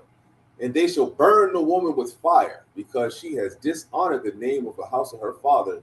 And what? And she shall be rooted out of Israel. We don't want you no more, man. You over there laying with heathens, and you don't recognize that you don't got the top man in the earth? Man, get your ass up out of here. We don't need you no more. You got to get destroyed. Mm-hmm. Okay. That, you know what I'm saying? That's you got to go. Hope that answers your question. It says, okay, thank you, elders, saving me from straight trouble. Hey, that's what we're here for. Hey, brother, listen. Hey, listen, man, right? We have to be very, circumspect about the woman we're choosing. Mm-hmm. Hey, if you were, if you never, what I'm saying, hey, brother, you can, even if you were married, you wanted another woman, hey, do not accept less, right? Don't accept less. You got no old sorry woman who's, you see, that's giving hope to these women, right? We don't want to give no woman hope that's divorced her husband. Because they're being wicked. They're being wicked. They don't need no hope. Let them bask in agony. If you divorce your husband, let you bask in agony. Dead serious, man. Because they need to come to repentance unto the Most High. You don't need to be doing that. And, and a lot of them think they're slick because they got these children by different daddies, and then they're expecting some men to wash them off their feet. They want and then they want a man making $300,000. Like, what average black man makes $300,000 a year? Think about it. Whatever. There's no average. The average so-called Israelite man makes roughly between $35,000 to $45,000 to $50,000 a year. That's the average. See, they want some Jay-Z's and they want some P. Diddy's and all that kind of stuff. It's just a fantasy world that a lot of our people are living in. Yeah. Like the sisters, like, okay, listen, right? our brothers, we got to understand, like, hey, right, we cannot play games with these women at all, period. We can't No. give them no hope, right? If you got to, you know, say you're dealing with, if you got baby mamas just trying to hear, man, shut their ass down. Tell them off the top, hey, man, I don't deal with no woman that had children from another dude, man. You need to go back with him. Get your ass off the street, and we don't want to deal with your problems, right? Get rid of them. You know, we ain't want to deal with them. Hey, we're going to start going hard on righteousness. Every single brother, you need to just pass it along. You know, pass it along to your homies. Hey, man, you see a baby mama, shut her ass down. And see, a lot of we need to get rid of them. So that way it'll pass. Yeah, that way we'll pass the same mind frame to the next sister that thinks that she can lay down with somebody without protection or think that she can lay down. Hey, man, get rid of that. You know what I'm saying? Because these sisters are so crazy, they'll tell you one thing. Oh, well, I don't want no nigga with that. They got a lot of babies. But you see Future and all these other fools out here that are doggone these famous dudes. They got like 50 baby mamas, and they still got women running to try to beat down the door to get a baby out of them. You see how stupid that is? Right? Christianity teaches. Christianity teaches, and I see people in the truth that so-called brothers teaching this mess that it's okay to after a woman asks forgiveness, it's okay to get with them when they got children by other dudes. No, it's not. That is straight up against Torah. And anybody who's teaching that mess is going to be destroyed because that is not the way of the Most High. We're going to give it to you, and we're going to give it to you straight. And see, a lot of these brothers, they're coming in from this Christianity, and and I'm not going to say they don't know no better, but this is what they're being taught in these Christian churches. And these Christian churches are full of women with baby daddies. Because they're trying to hook these dudes, trying to sucker them. They're trying to sucker these dudes and getting them to foot the bill for children that they ain't even have. That's jacked up.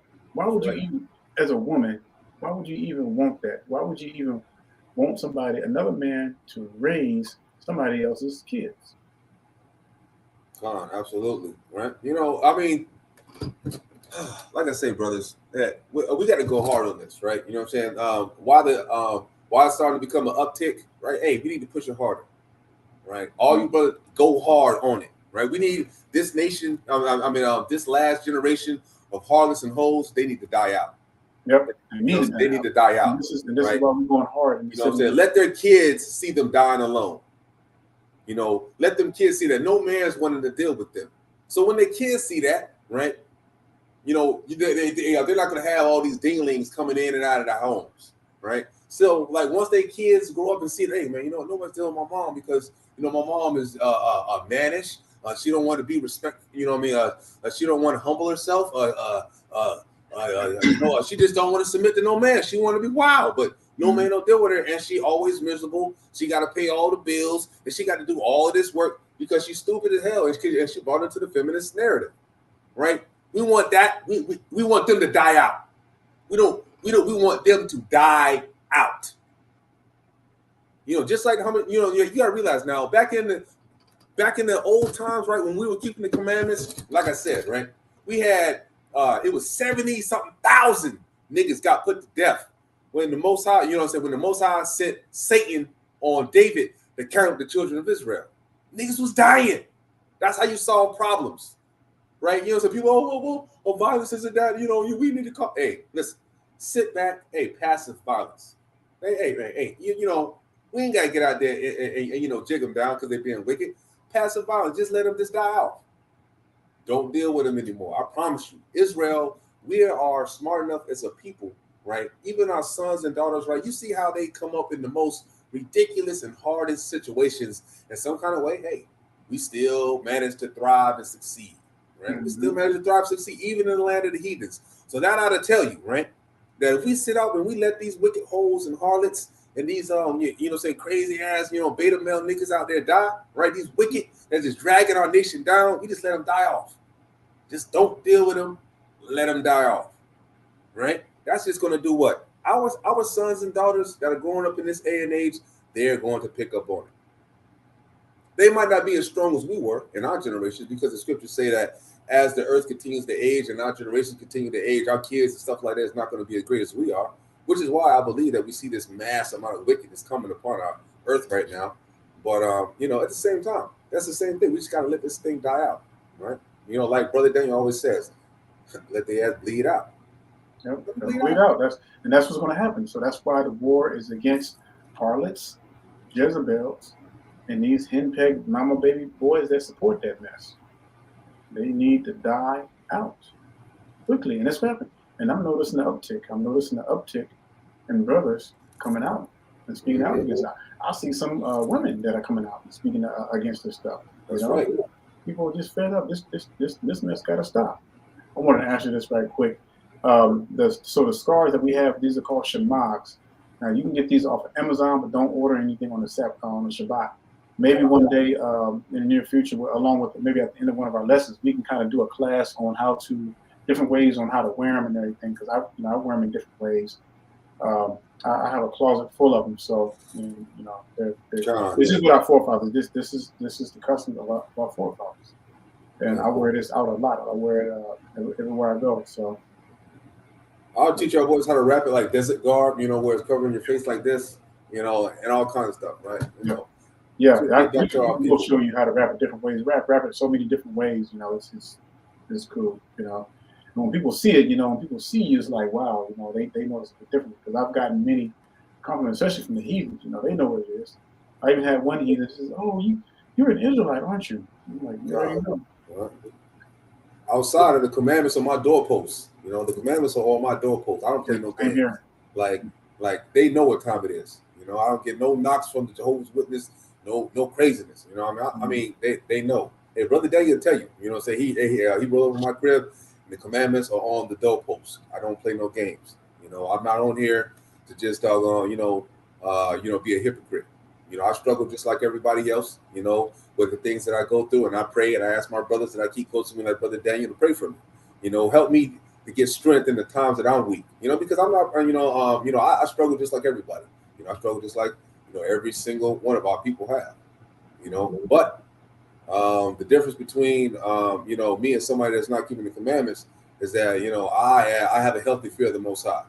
I have a healthy fear of the Most High. Even when I feel like I'm doing something wicked, if I have like a breath in my chest and I feel like it's wrong, and I'm like, Lord, I'm not ready to go yet. Give me a couple more days. I need to do some more work so I can make sure I get this kingdom. So I can work hard.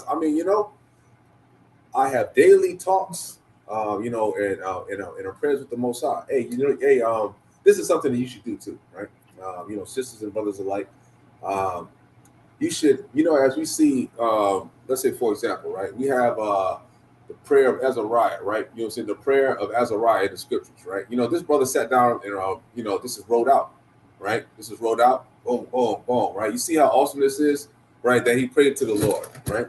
So maybe, right, if you're having a hard time, right, if you're dealing with, so you have time dealing with lust, right, fornication, you're fighting off you brothers and you're fighting off a succubus heathen, things of that nature, right? But what you could do is you could sit down, right, and then you could, put thought into a prayer that you want to ask the Lord about.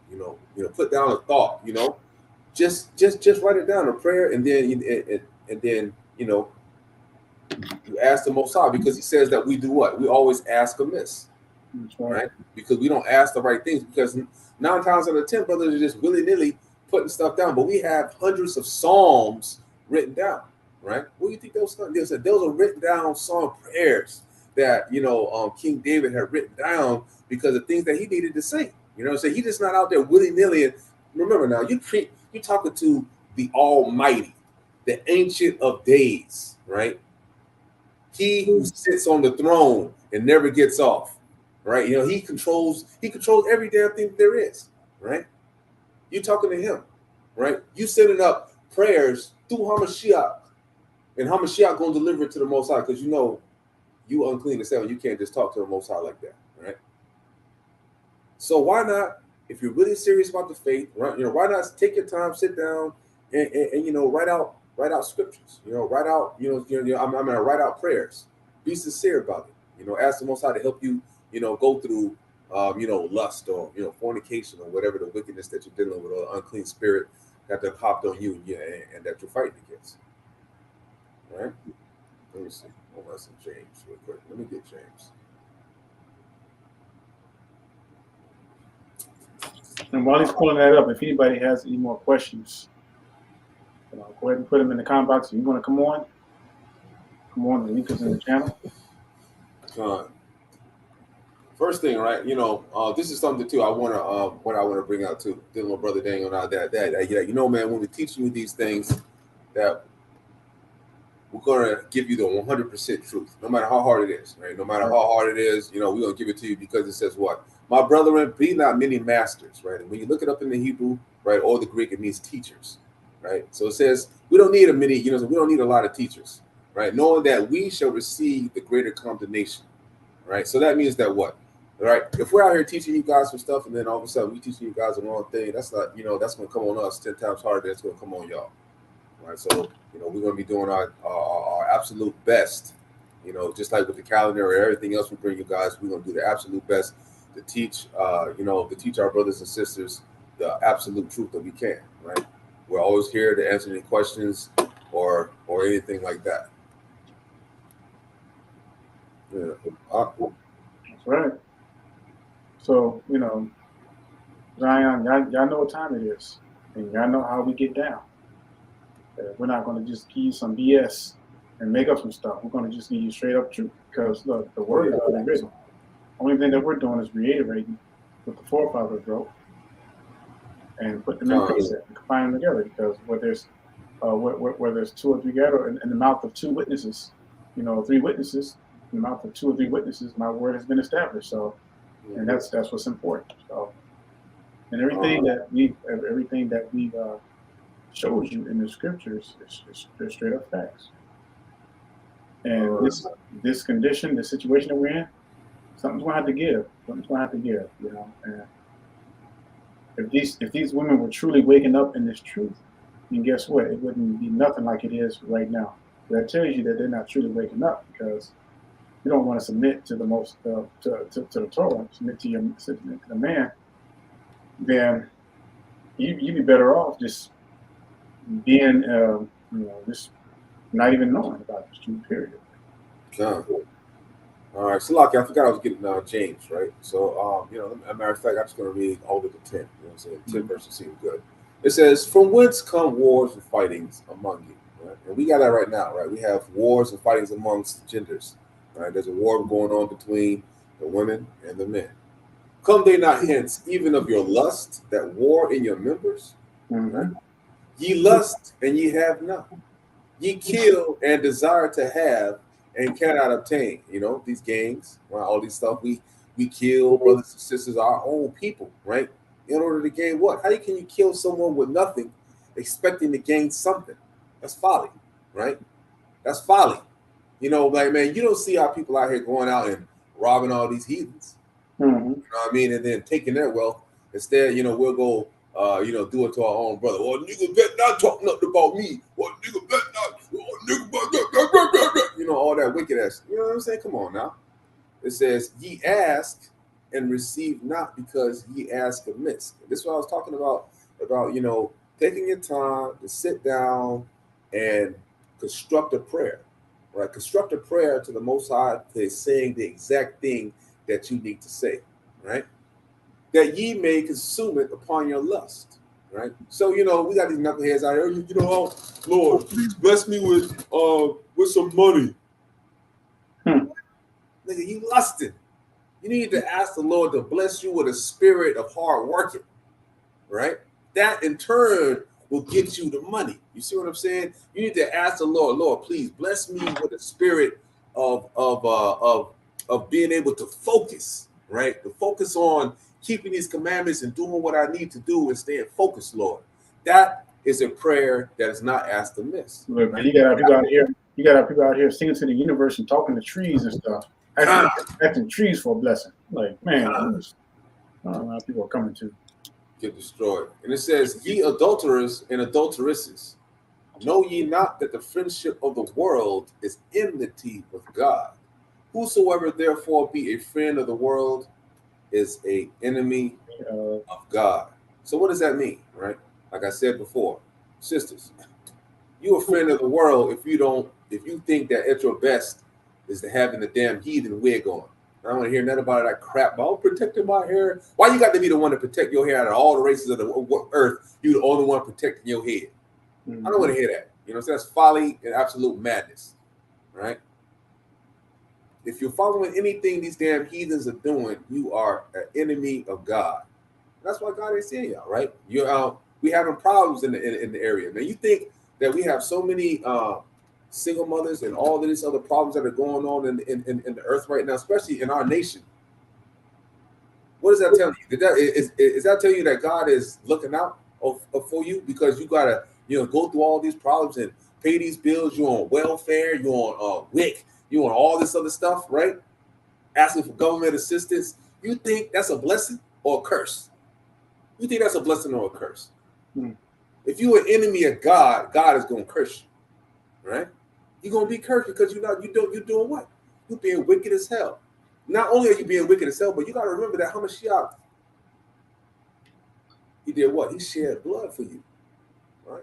He shed blood. Imagine what I mean. Like I bet you that just came as a surprise to Hamashiach because you don't know all things like the Most High does. You know what I'm saying? Like so this means that even before Hamashiach was created, so many unfathomable years, the unfathomable amount of time that the Most High already knew that he gonna have to sooner or later tell his son that he gonna have to die for some wicked ass niggas. Imagine hearing that. Imagine hearing that you Hamashiach. You know what I'm saying? I pick these folks. Okay, get the damn. Well, these niggas getting wicked as hell. Oh, look at this. Man, they can't do. Man, I got to go. I got to leave. I got to leave this sucker because they so damn wicked. I can't even be around them no more. And it says the Most High fled from us for a little while, right? Until he sent back Yahushua, right, to die for our sins. He got so fed up with us that he had to leave us alone for a bit. That's man, come on, man. Really? You're an enemy with God, man. Do you think that the scripture saith in vain, the spirit that dwelleth in us loveth to envy? But he giveth more grace. That's Hamashiach, right? Wherefore he saith, God resisteth the proud, but giveth grace unto the humble. So if you proud, what does that mean? Oh, me no man. You're proud, man. You don't get no grace. That's why you're living hard. But God giveth grace unto the humble, right? Submit yourselves, therefore, to God. Resist the devil, and he will flee from you. Draw nigh to God, and he will draw nigh to you. Cleanse your hands, ye sinners, and purify your hearts, ye double-minded. Now, what does that mean, right? Ye double-minded. That means that, brother, listen. You can't teach, hey, no baby mamas, and you out here making baby mamas. You see what I'm saying? You can't be double-minded. You got to purify your heart from the from the beginning of understanding the commandments, period. You have to understand, you got to keep that faith, right? It says, be afflicted and mourn and weep. Let your laughter be turned to mourning and your joy to heaviness. Humble yourselves in the sight of the Lord, and he shall lift you up.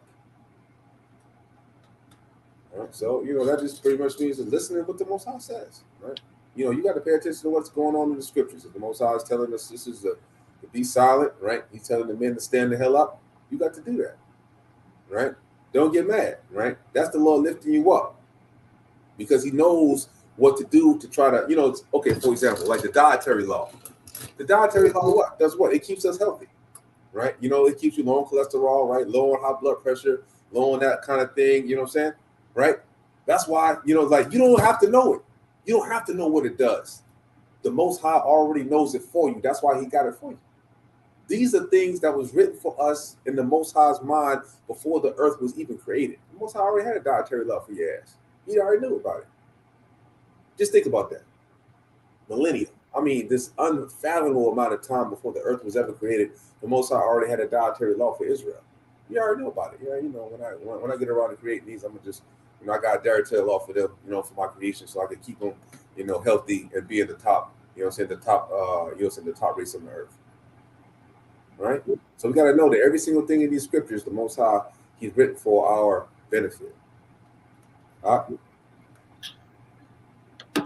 Hey, perfectly said. So, looking to see.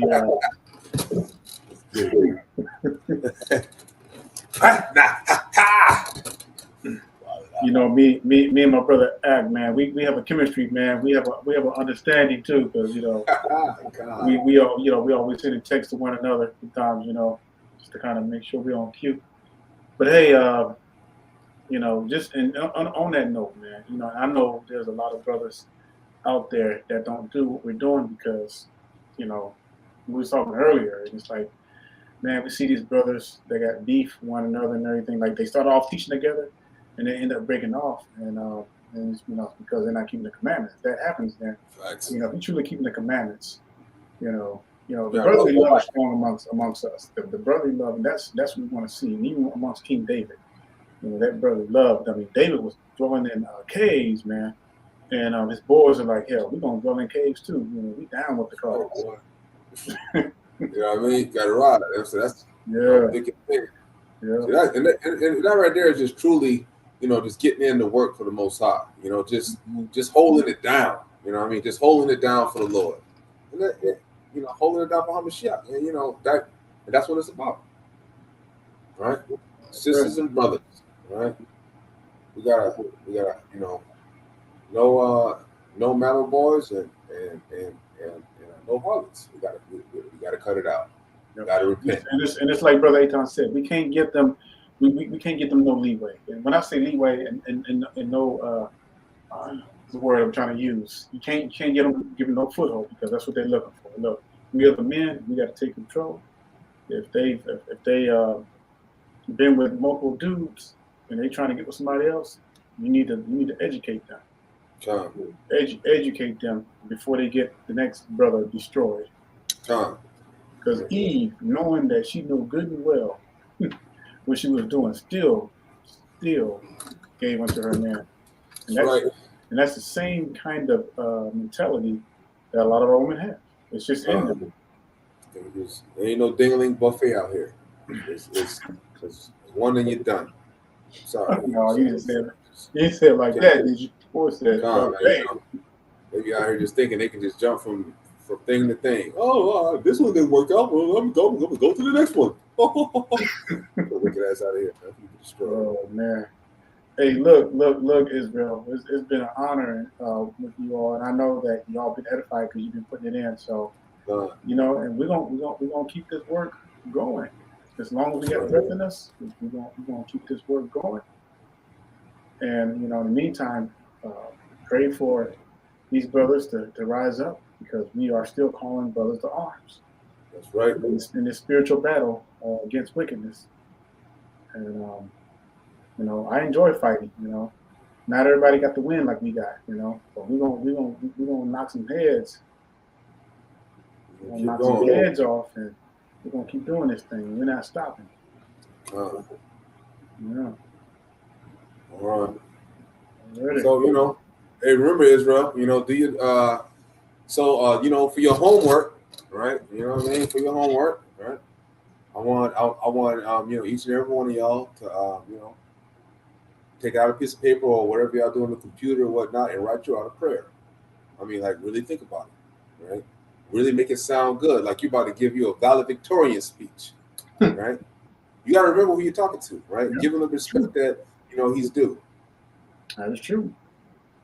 Right, because guess what? You get the white man all the respect. Good job. All right, Israel. That's it for me, unless you got something else. No. So hey, look. If you got your menorahs already ready, like I got mine, I got my frankincense and myrrh ready. I'm gonna go and meditate and enjoy the rest of the Shabbat. And we say Shabbat Shalom to you all. Shabbat Shalom. Israel, we'll see you next time. Shalom, stay strong.